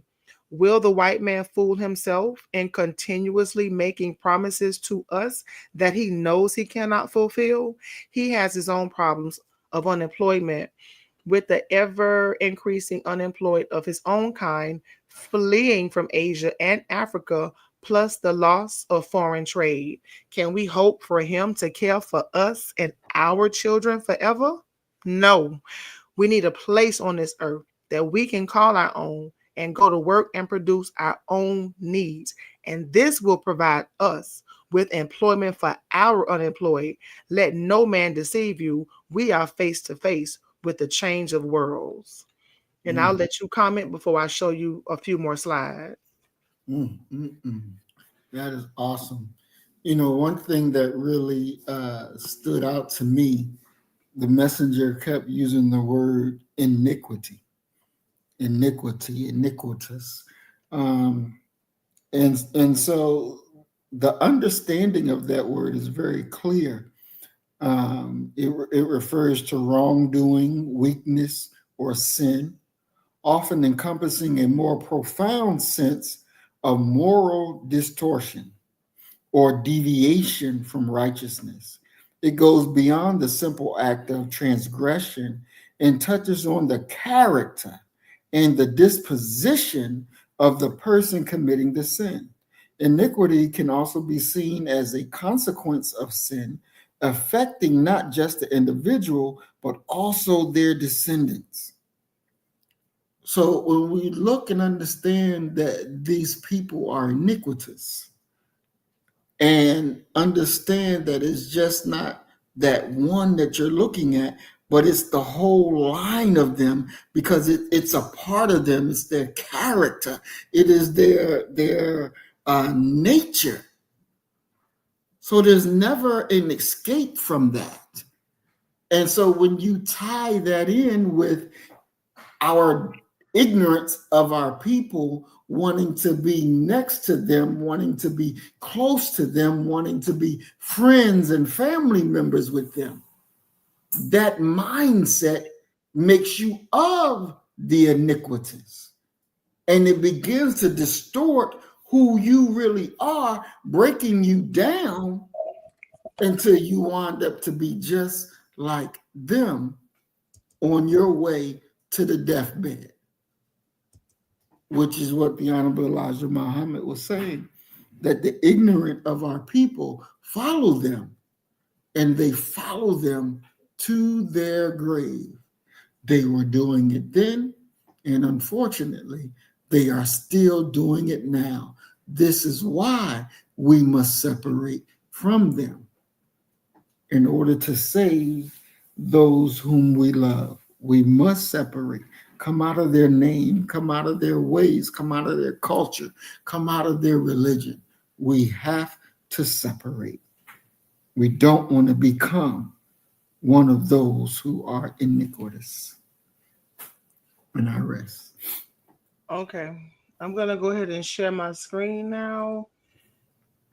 And we're gonna get through this. Got so much to share. All right, here we go. So just to show you all a little bit more for those of you who want to do a little bit, more research in the Cracker Town. You see they have the Florida Cracker. They have the little bar and shop. You can go and shop, and then they have a little sign, Historic Cracker Town. So understand that they know who they are. They know who they are. And they were actually coming into Florida as early as 1763, long before Florida became a state. So I just thought that was very interesting for you and your listening audience to go and do some more exploring. Now, the Honorable Elijah Muhammad, when he talked about rulers being assassinated, how that really goes back to ancient Rome and Greece. When we study the Greeks and the Romans, they killed their emperors in a heartbeat and think nothing of it. Right. Stab them, poison them, impale them. It didn't make a difference. That's just what white people do. And so out of all of the people that the Honorable Elijah Muhammad mentioned, typically what I do, I'll just choose one person that I don't know about, and I'll go do further research. And I chose James Garfield because I never heard of him. Okay. And so this is James Garfield that you see here on the screen. And it says, this is from the United States National Park Service website, okay? And it says, whatever may have been his private reservations, James Garfield was consistent in his public support for African American suffrage. He condemned the idea that race should determine the right to vote. Quote, "Let us not commit ourselves to the senseless and absurd dogma that the color of the skin shall be the basis of suffrage," he said in a speech in Ohio, July 4th, 1865. In the same speech, Garfield spoke of the common cause of the Black and white soldier. Quote, "In the extremity of our distresses," he said, "we called upon the Black man to help us save the Republic.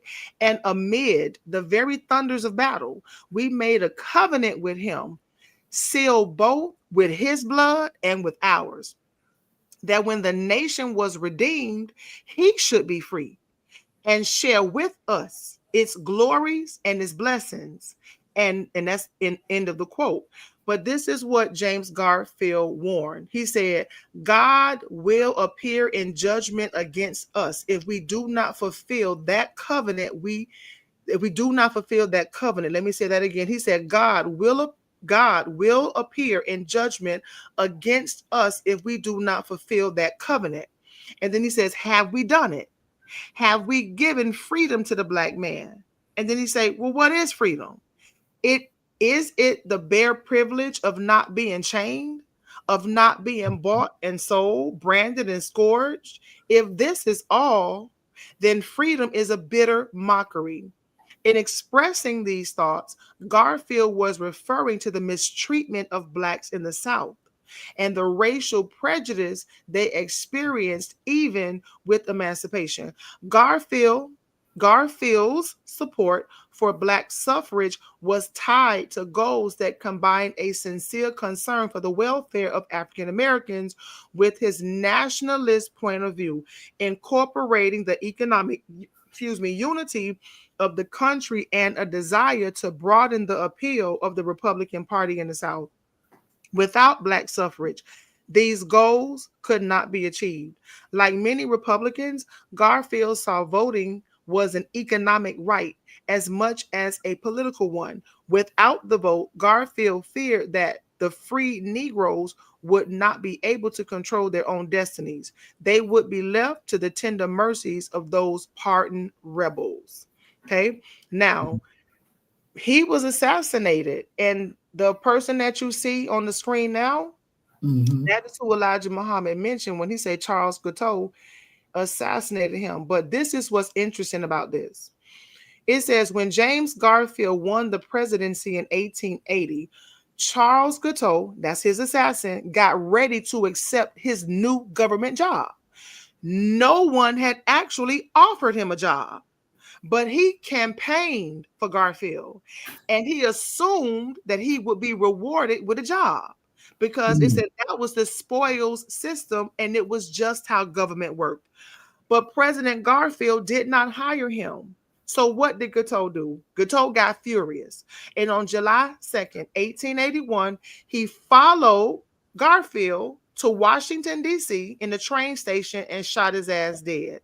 The assassination was an attempt to restore the spoils system. Instead, it led to its end and birthed the modern federal workforce. Wow. They battling us and they battling each other. Exactly. And I don't know if we mentioned, we did mention Huey Long, right? Right. Okay, so I'll just go with Huey Long. So here, this is Huey Long, and you're gonna get a kick out of this because Huey Long was assassinated. He was a politician in Louisiana. Let me tell you why I know God loved me. And I'm gonna tell you why I know Elijah. I keep telling y'all that Elijah Muhammad's spirit will not leave me alone. I have said that on your show, and I'm gonna say it publicly again. The spirit of Elijah Muhammad do not leave me alone. I told you, I just found out I have a cousin in Louisiana. I never knew I had a cousin in Louisiana. I loved his mother, but I never really knew him because he was older. But he found my brother on Facebook and he asked about me. And so I'm going to try to go to Louisiana to visit him. And now that Elijah Muhammad mentioned Huey P. Long, you know I'm going to go do some investigative research, right? Right. You already know I got my notebooks together to go to the Lou and get up in them streets and do some historical research. And I am so excited. But so Huey Long was assassinated. He was assassinated and he wrote a book, Every Man King. That was one of his mottos. And as you can see, it is an autobiography. I'm going to try to get this book because wait till you get to know who this man is. So I pulled up a few of his quotes before I show you a quick video. And this is a quote from Mr. Long. He says, the only difference I ever found between the Democratic leadership and the Republican leadership is that one of them is skinning you from the ankle up and the other from the neck down. I'm for the poor man. All poor men, black and white, they all got to have a chance. They got to have a home, a job, and a decent education for their children. Every man a king. That's my slogan. That's Huey Long, who Elijah Muhammad was talking about. They say they don't like my methods. Well, I don't like them either. I really don't like to have to do things the way I do. I much rather get up before the legislature and say, now this is a good law and it's for the benefit of the people, and not like you to vote for it in the interest of the public welfare. Only I know that laws ain't made that way. You got to fight fire with fire. Now, political racism is that was the buzzword of the day. And here is a cartoon from a broadsheet sponsored by thousands of Louisiana white patriots. Huey P. Long was criticized for advancing programs that benefited African Americans. The text of the broadsheet focuses on the dangers of abolishing the poll tax and refers to black voters as the mongrel vote. And so this is a political cartoon they tried to use against Huey P. Newton to turn the public interest away from him by showing him with his arms wrapped around a black man and a black woman. And the caption reads, and two, my friends, you get $5,000 and a mule. Mm-hmm. Yeah, you said Huey P. Newton. I'm sorry, Huey P. Long. Right. I'm sorry. Thank you for catching that. Huey P. Long. Mm-hmm. And you see how they got the black woman with the little bows in her hair. Exactly. Look at that big lip monkey and the man. Exactly. Mm-hmm. Mm-hmm. And they got some good reading on.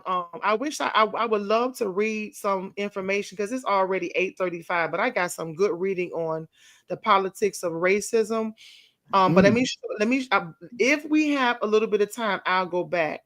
So here, Huey Long was known as a demagogue, and I had to look it up. I'm gonna be honest with you, I didn't know what a demagogue was, but basically, it's a popular leader, a rabble rouser, a political leader in a democracy who gains popularity by arousing the common people against elites. Okay, because yes, he was on the side of the black man, but he was also on the side of the poor white man. He was very much against the elites, but he just had a lot going on. And I think that he reminds me of JFK, because JFK went against the elite. And I'm going to show you a video and you will see why. I think he was more so assassinated because of his stance on how money should operate and function in this country. And they took his ass out. But nevertheless, it says demagogues overturn established norms of political conduct or promise or threaten to do so. Now, what I found interesting about Huey Long, not Huey P. Newton, but Huey Long, is that everywhere he went, he had a militia. He had a goddamn militia that followed him everywhere he went. And the name of his militia, Maurice, was the Skull Crushers. Yeah, motherfuckers called it Skull Crushers. That cracker wasn't playing. Right? And he was shot and killed at the Louisiana State Capitol. And this is his assassin, Carl Weiss. And so the militia shot Weiss around 60 times in the Capitol. When Weiss shot Long's militia turned around and shot Weiss and shot his ass 60 times. And this is in the Louisiana State Capitol building. Wow. Is Weiss a Jew? I don't know, but he was a doctor, ear, nose, and throat doctor. Now, listen to this. This is very interesting. Let me you got to listen to this, or you're gonna get a kick out of this. Let me share my screen, or you're gonna get a kick out of this. Oh, I was dying when I saw this. Let me see right here. Okay, here we go. Let me know when you see it on the screen. Okay, is that? According to the tables which we have assembled, it is our estimate that 4% of the American people own 85% of the wealth of America, and that over 70% of the people of America don't own enough to pay the debts that they owe. How many men ever went to a voting and would let one man take off the table what's intended for 9/10 of the people to eat? The only way we'll be able to feed the American is to make that man come back and bring back something that he ain't got no business with.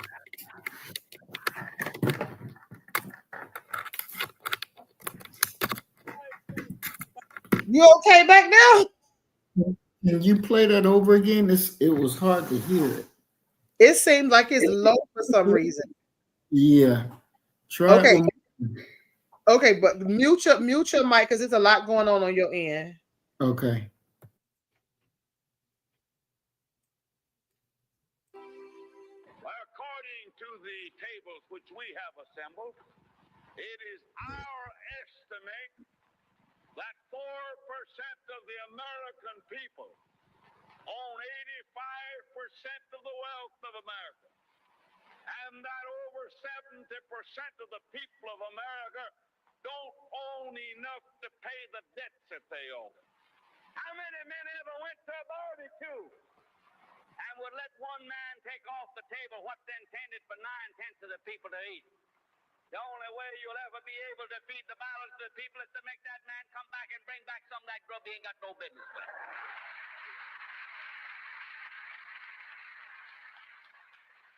Now, how are you going to feed the balance of the people? What's Morgan and Baruch and Rockefeller and Mellon going to do with all that grub? They can't eat it. They can't wear the clothes. They can't live in the house. Give them a yacht. Give them a palace. Send them to Reno and give them a new wife when they want it. That's what they want.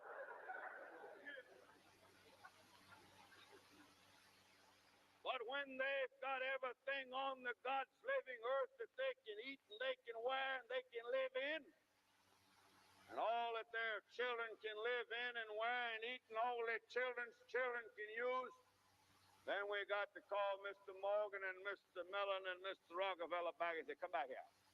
Put that stuff back on this table here that you took away from here that you don't need. Leave something else for the American people to consume. And that's the program. We're not going to destroy the Gulf Refining Company. We're not going to destroy the Standard Oil Company.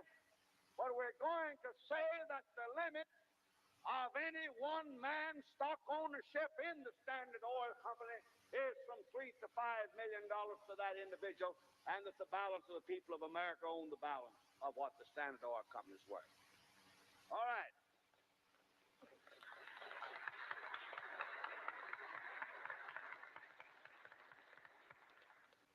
Then we start from the bottom, that the 25 or more million American families shall have a homestead, a home, and the comforts of a home, including an automobile and a radio, the things it takes in that house to live on.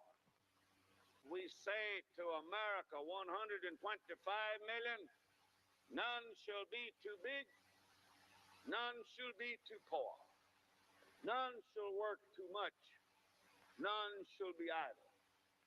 No luxurious mansions empty, none walking the streets, none impoverished, none in pestilence, none in want, but in the land blessed by the smile of the Creator, with everything to be consumed, to be eaten, to be worn, that America will become a land sharing the fruits of the land, not for the favored few, not to satisfy greed, but that all may live in a land in which the Lord has provided an abundance sufficient for the luxury and convenience of the people in general. I think.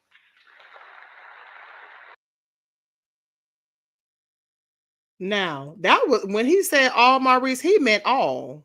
Exactly. He sure did. He meant all. He didn't give a damn what your color, the color of your skin, your age, your ethnicity. He said, oh, he said every man a king. Mm-hmm. And the elites did not like that. They were very much against this man.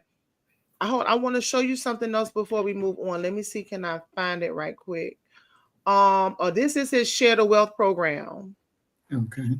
And it says the screen will catch up. It'll catch up. In a national radio address, February 23rd, 1934, Huey Long unveiled his Share Our Wealth plan. Okay. It was a program designed to provide a decent standard of living to all, all Americans by spreading the nation's wealth among the people. Long proposed capping personal fortunes at $50 million each through a restructured progressive federal tax code and sharing the resulting revenue with the public through government benefits and public works. In subsequent speeches and writings, he revised his graduated tax levy on wealth over $1 million to cap fortunes at $5 to $8 million. So all that greed, it was not going to go under his leadership.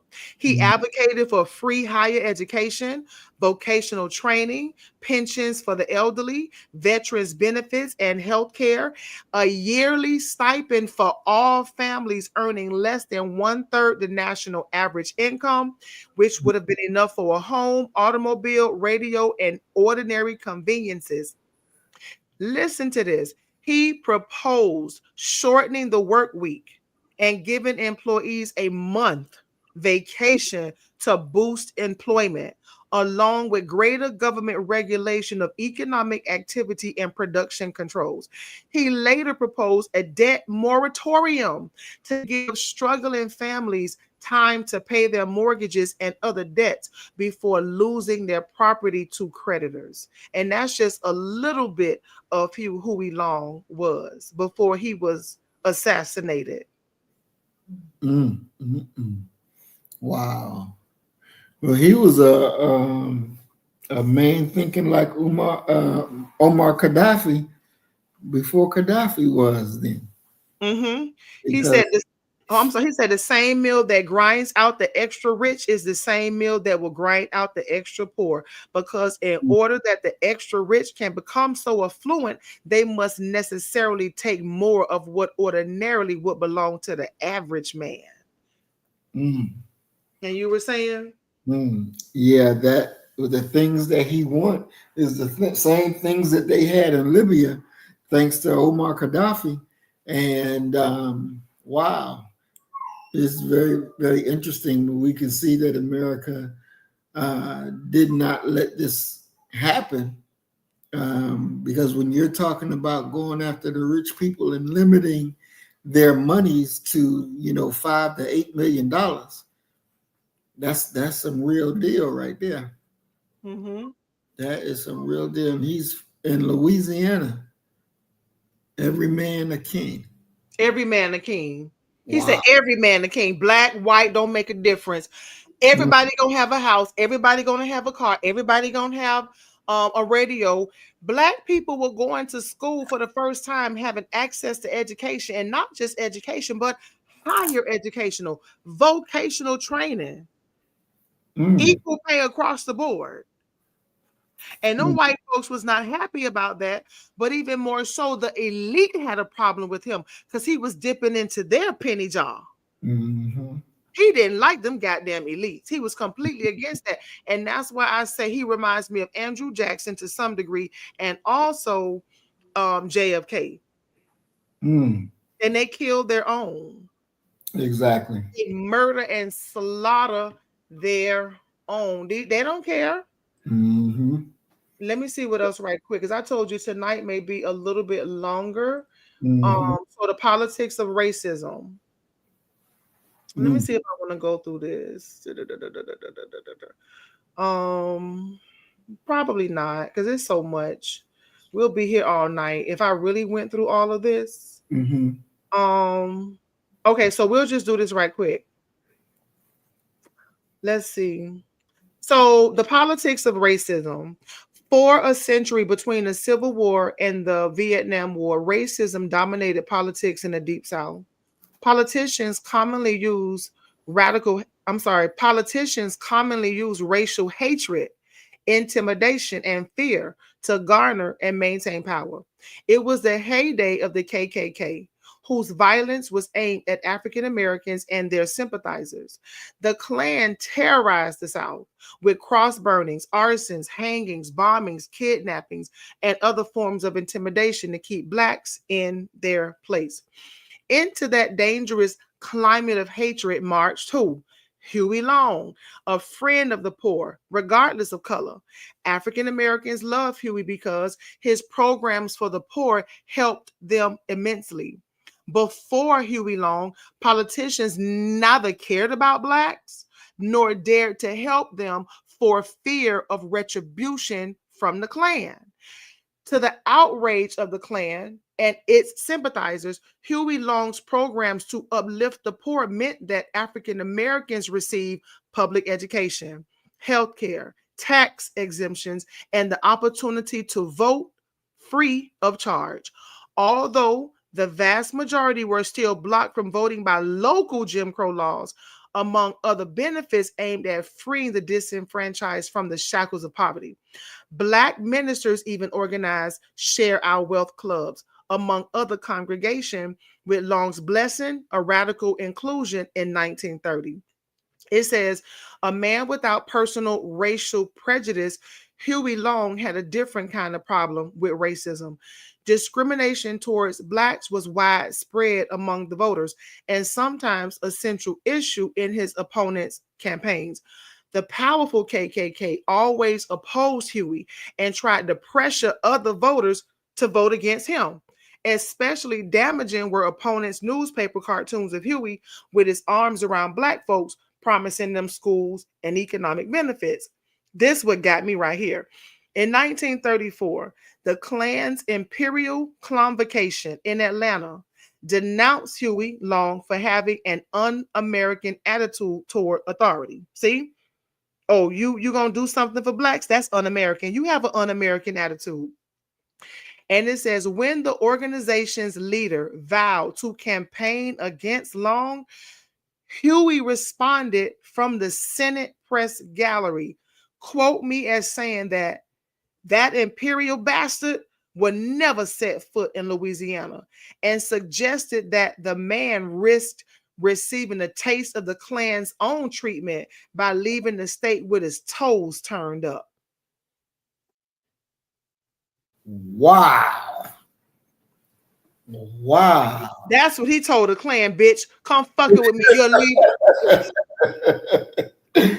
Wow. So Come fucking with me. He about that life. What? Come fucking with me if you want to, bitch. You'll lead a loo with your toes turned up. I'm telling you, I'm sitting here reading The Fall of America. I chose Huey Long, get a call from a family member about my cousin in Louisiana that I didn't even know lived there. And now I'm planning to go walk the streets and do some investigation research myself. You can't make this shit up. Exactly. I'm blessed. You blessed. We blessed. Exactly. Exactly. This shit is not a coincidence what we doing here. No. Wow. He say, come play with me if you fucking want to. I got my skull crushers, bitch. And you leave Louisiana with your motherfucking toes turned up. Can you imagine a white man telling another white man some shit like that and snapping on that shit? Now you try that shit with them niggas if you want to, but bitch, I'm white and I'm Huey Long, and bitch, I got my militia, and you'll leave this bitch with your toes turned up. Wow. They still got them though, but it really goes to show you what Elijah Muhammad said. They don't give a damn about killing their rulers. This shit ain't set up to be fair. And it ain't in our favor. No. So what is July 4th to the slave? Exactly.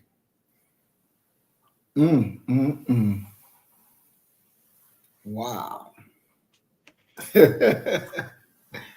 Boy, oh boy. Now that's very, very interesting. So I'm assuming that when the Jew murdered him, then that's when the Klan moved in to get some strongholds down there in Louisiana. I don't know, but I can only imagine how his program had to be overturned. Look at Libya. Exactly. Progress that Gaddafi was making. What happened thereafter? All destroyed. Destruction. Yeah, exactly.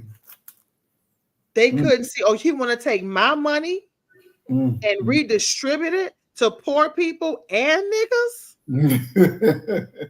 I know they was sitting trying to figure that shit out around with some goddamn moonshine and some goddamn cool menthols. Exactly. Exactly. Nah, he got to go. And the doctor could have been a Klansman.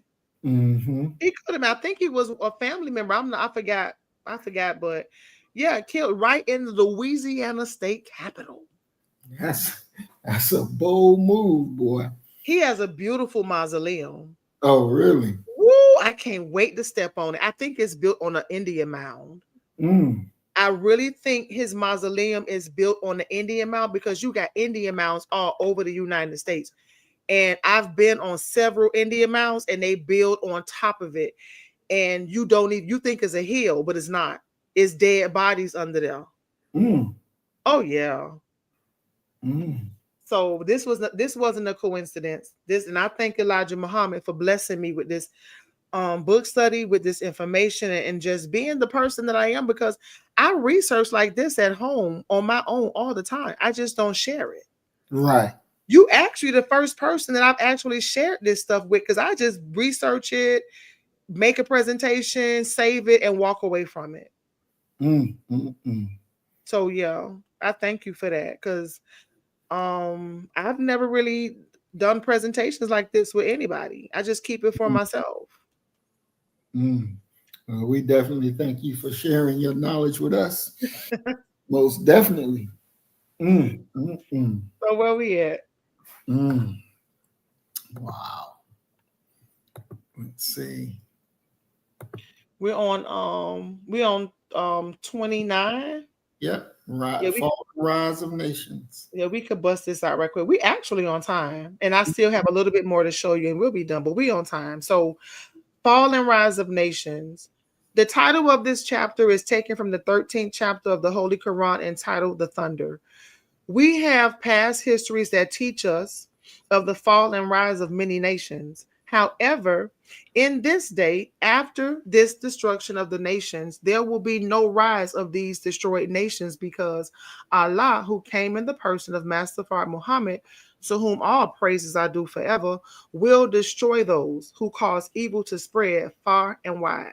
He will destroy those who love to make war on others, as it is written in Psalm 68, verse 30. During the whole time of this mischief maker, devil, 6,000 years on our planet, there has been one war right after another. There has never been any peace among them. You cannot live. What do you say? You cannot live with them in peace. Peace was never in the nature of the white race. The white race was made to destroy the peace from the earth, and they have just about destroyed the peace from the earth. The Bible, Isaiah, as it is written, the people know not the way of peace. Why should peace lovers want a world to live in where there is no peace? If peace can be established, the nations want peace, but they cannot have peace until the power of the peace breaker has been broken. America is angry over the possible freedom of her black once slave to go for himself and set up self-independence. America is angry and does not want the black slave to seek some other nations to help him. There are other nations whose populations run into hundreds of millions of people. And these hundreds of millions of people of other nations have sympathy for the black man in America. They hope to help the black man in America to be free to go for self, while white America is working with all of her might in order to prevent the nations from giving any aid to the black man in America. If other nations give black men in America any aid, white America wants to hinder us. A people who are that wicked against the black slave, whom they have had for 400 years, Allah should not have any pity on his destruction of them. Nor should the nations of earth pity white America, because white America is wicked beyond your and my imagination. White America turned the world into evil, filth, and indecency. You cannot go out into the streets accompanied by your decent families without your being made ashamed of the work of the white man. He has made it lawful for people to go nude if they want to do so. It is a dangerous world for a person who loves to live in peace and who desires to keep his own property as well as his life. It's a dangerous world. The rise of ancient Babylon, with her persecution of the righteous among her, and with her hatred of the Jews and their religion, Babylon was brought to naught. Is America better than ancient Babylon? No. The people of Noah committed the same evil and the same unsightly filth that is going on here in America today. But the evil and filth of the present day America is being committed on a larger scale than that committed in the day of Noah. The people of Noah were drowned and destroyed. So it was with the people of Lot. In Sodom and Gomorrah, wickedness and filth had become the order of the day. Those wicked people were removed from our planet Earth. Is America any better? No. America is worse than that ancient people. White America sees that we, the Islamic believers, Muslims, want to do something for self and our black kind. But white America opposes us to a degree that she destroys our cattle, our farm instruments, and our machinery. Remember, we talked about that previously. They were killing the cows. Yep. White America wants to destroy our lives. White America is planning to destroy our lives, but Allah too is planning, and Allah is the best of planners. The fall and rise of nations. The fall and rise of nations. The quickest way for America to hasten her fall is to try to mistreat and to do evil to me and to my followers. The quickest way for America to receive her approaching hour is for America to always try to find some way to block the success of Allah in guiding me and those who are following me.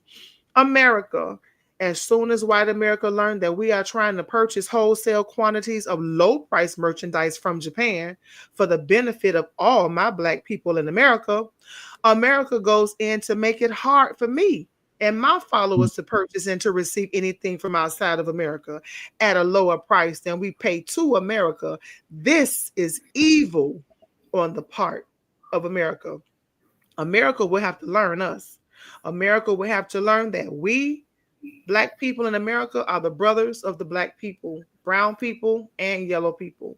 We have many Muslims in these lands, and to try to interfere with the success of the Muslims in America, which is coming from Allah Himself, Allah will continue to confuse America, and she will have the loss of her victory in any land and among any people on earth, fall and rise of nations. Wow. And there was something that you had read that I wanted to go over. See if I can find it real quick. I was holding it in my mind, and then you said something else, and it just kicked it right on out. Why you gotta write it down in your notebook? You gotta have that note. Look, I got my notebook by my computer. Mhm. We in school. We in school. Exactly. Wow. Let's see.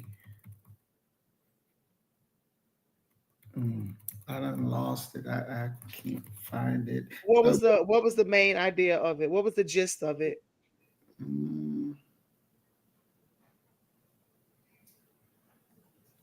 I don't even remember. I don't even remember because when you read it, I was like, yeah, I'm gonna touch on that, and I held it. When you said something else, and just kicked that bad boy right on out. But I will say this: when the messenger talked about going to Japan and getting stuff for our people to sell it at a cheaper price, then America goes right over there to make it hard for him.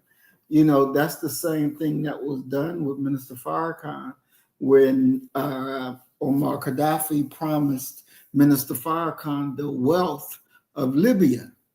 And that was more than $1 billion. He promised the wealth of Libya to help with the upbringing of Black people in America. And the minister filed to, go through all the proper channels to get that money so that he can go ahead and bring it back here and do what needs to be done. And of course, America blocked it at each and every turn, saying that, or you need to register as a foreign agent. then saying, well, Gaddafi's a terrorist, and then, you're taking terrorist money, which is illegal and all this stuff. Then they finally got Gaddafi to say, don't give him the money. Don't. If you want to be friends with us, then you can't give him the money. And we always have to keep that in our minds, especially when we expand to move outside of America. But it happens right here within America as well, that the enemy will go to wherever you trying to go. Like the messenger said, the FBI would show up and say, you shouldn't listen to what that Elijah Muhammad saying, because they're this type of people and they're that type of people. And we have to be strong, because the enemy never changes his tactics. Mm-hmm. They always do the same old thing that they always do. And we have to be prepared for it. We should be planning on it. We should be planning on it, because they're going to do what they do. And we have to be prepared to respond, and not respond in the way where we say, we're not going to engage, we're going to run and No.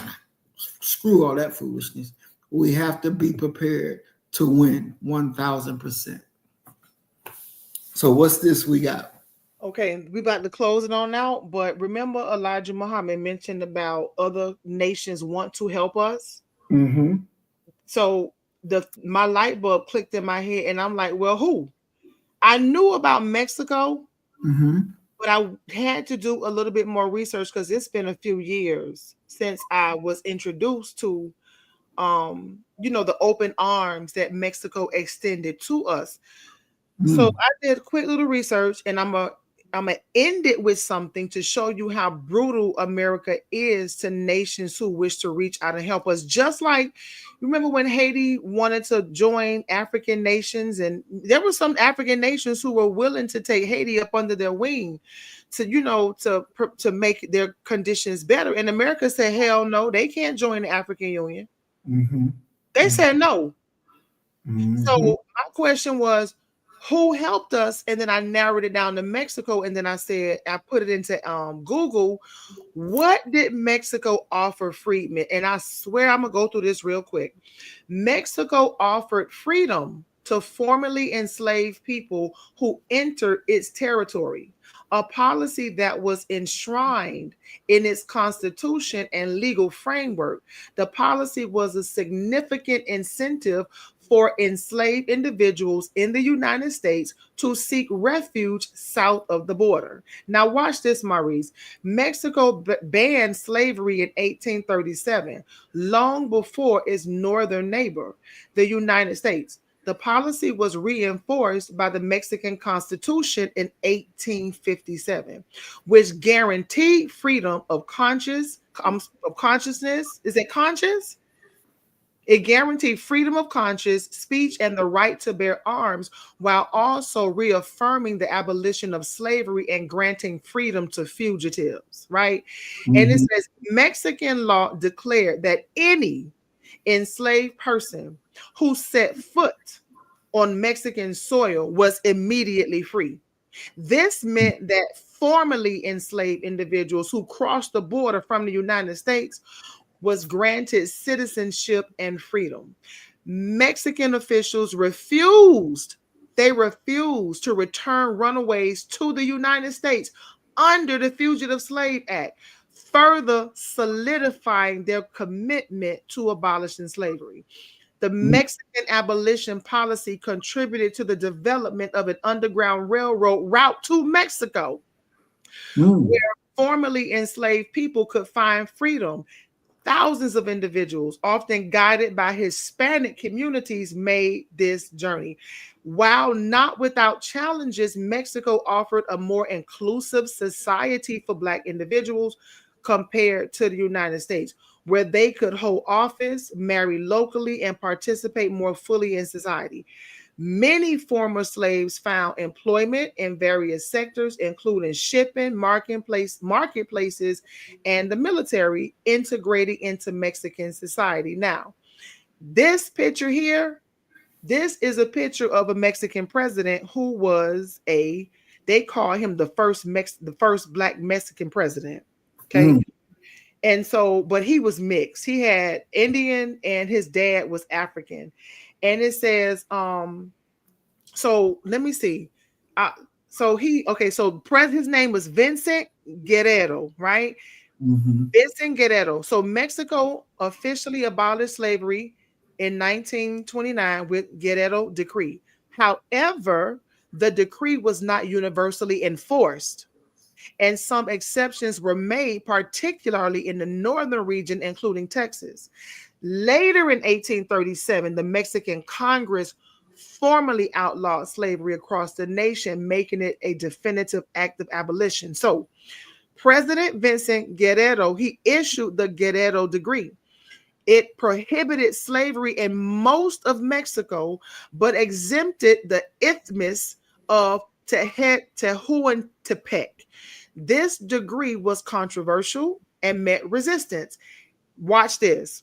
The reason why it was controversial and it met resistance, and the reason why in some parts Guerrero's decree was not enforced, is because in some parts of the area now known as Texans, you had white Americans who lived there who relied heavily on slave labor. Mm. Guerrero initially exempted the region, including Texas, because of the white men who relied on slavery. And it says he initially exempted the area from the abolition decree in December 1829 to appease the Anglo-American population there. But this action was met with further resistance and hardening of white settlers' opposition to Mexican rule, contributing to the Texas Revolution. Despite initial resistance and the brief exceptions made in the North region, Mexico's Congress formally outlawed that shit in 1837. And the decision marked a definitive end to slavery within Mexico. But now go back to I'm white, I'm right, and I fucking say so, right? Watch this. The abolition of slavery in Mexico in 1837, coupled with the ongoing practice of slavery in the United States, led to many enslaved people in the southern U.S., particularly from Texas and Louisiana, fleeing to Mexico for freedom. Now, here's the kicker. Here's the kicker. Let me see if I want to add this. I'm gonna just do the last part. Guerrero. So we know he formally abolished slavery, 1829. They say, but his greatest moment would verily trigger his downfall. Okay. Mm. It says when Texas, officially Mexican territory, but largely populated by Anglo-American slaveholding settlers, immediately threatened revolt. Oh, you gonna outlaw slavery? Oh, we gonna revolt against that. Mm. Because this is what we want, this is what we need, and this is what we're gonna have. Mm-hmm. Under immense pressure, Guerrero was forced to sign another decree exempting the future Lone Star State. So go ahead, the part where you live, that shit, you abolish it. But where we live, you gonna sign this decree. That shit don't apply right here. Mm-hmm. The damage, however, had been done in the minds of the Texan colonists, meaning the white man, and Mexico's Criollo Spanish elite. Their interests were not safe under a mixed race populist president with dangerous ideas of unrestricted democracy. And remember, I said his father was black.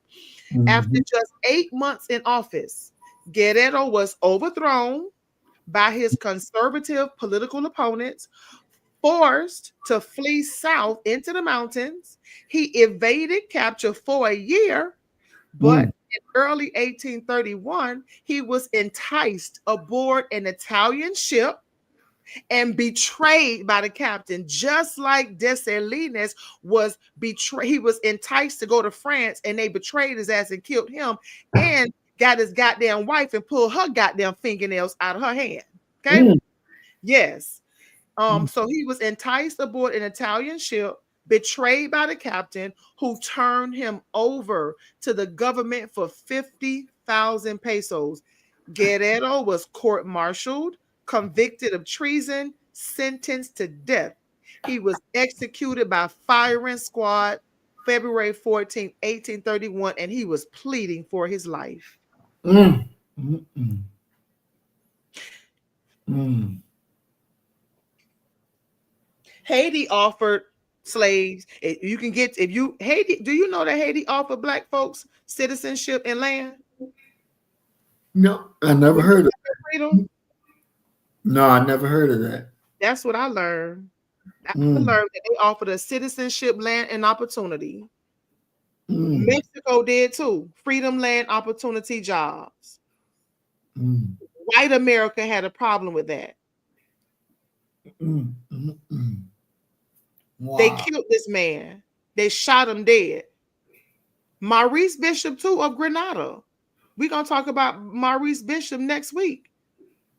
They put his ass to a firing squad, and they don't even know where our brother is buried. America feared him because not only was he a revolutionary, but he spoke English, and he was black. Wow. So Elijah Muhammad, he was talking some real shit. Oh, most definitely. And for people to think that he should not be studied, if they just get out the way about who who they think he is,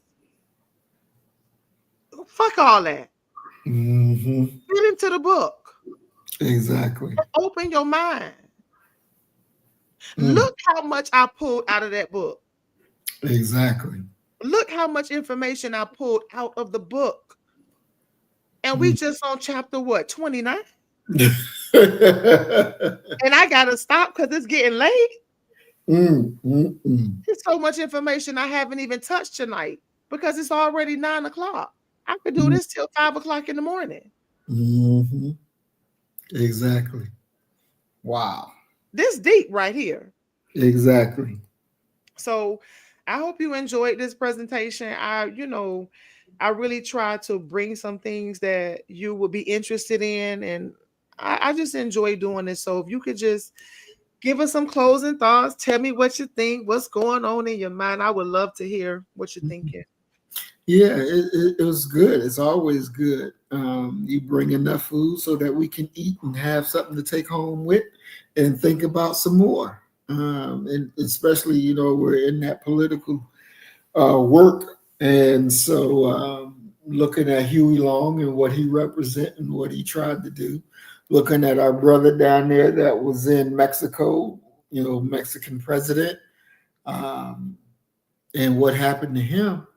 It goes to show that regardless to where you are, when you're trying to do something for the benefit of Black people, then this enemy that we have is duty bound to try to stop you, no matter what it is, no matter where it is, And, and I didn't know that Mexico nor Haiti, was having open arms when it came to our people.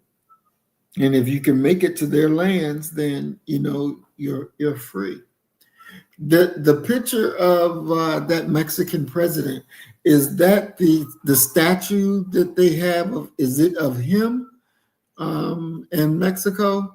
I think that's one of their national pictures that they have of him. Because I know they have a statue somewhere in Mexico of a African who helped them, whoever was the governing body. He led their military to get rid of them. And it's got to be him, Vincent Guerrero. Yeah.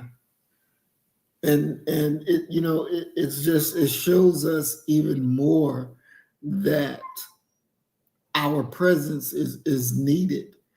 But for us to sit here and don't take it, well, let me go run over to Nigeria and free the Nigerian. No, be right here and be prepared to help free your own people. Be prepared to take care of your own people. Because this is where the work is. This is where the work is. And this is what has to happen. We're so thankful for you, Maya. to be having the presentations that you do, because I definitely look forward to each and every one of them. Because there's something that we're learning. And, you know, hell, we done learned about Crackerville tonight too. So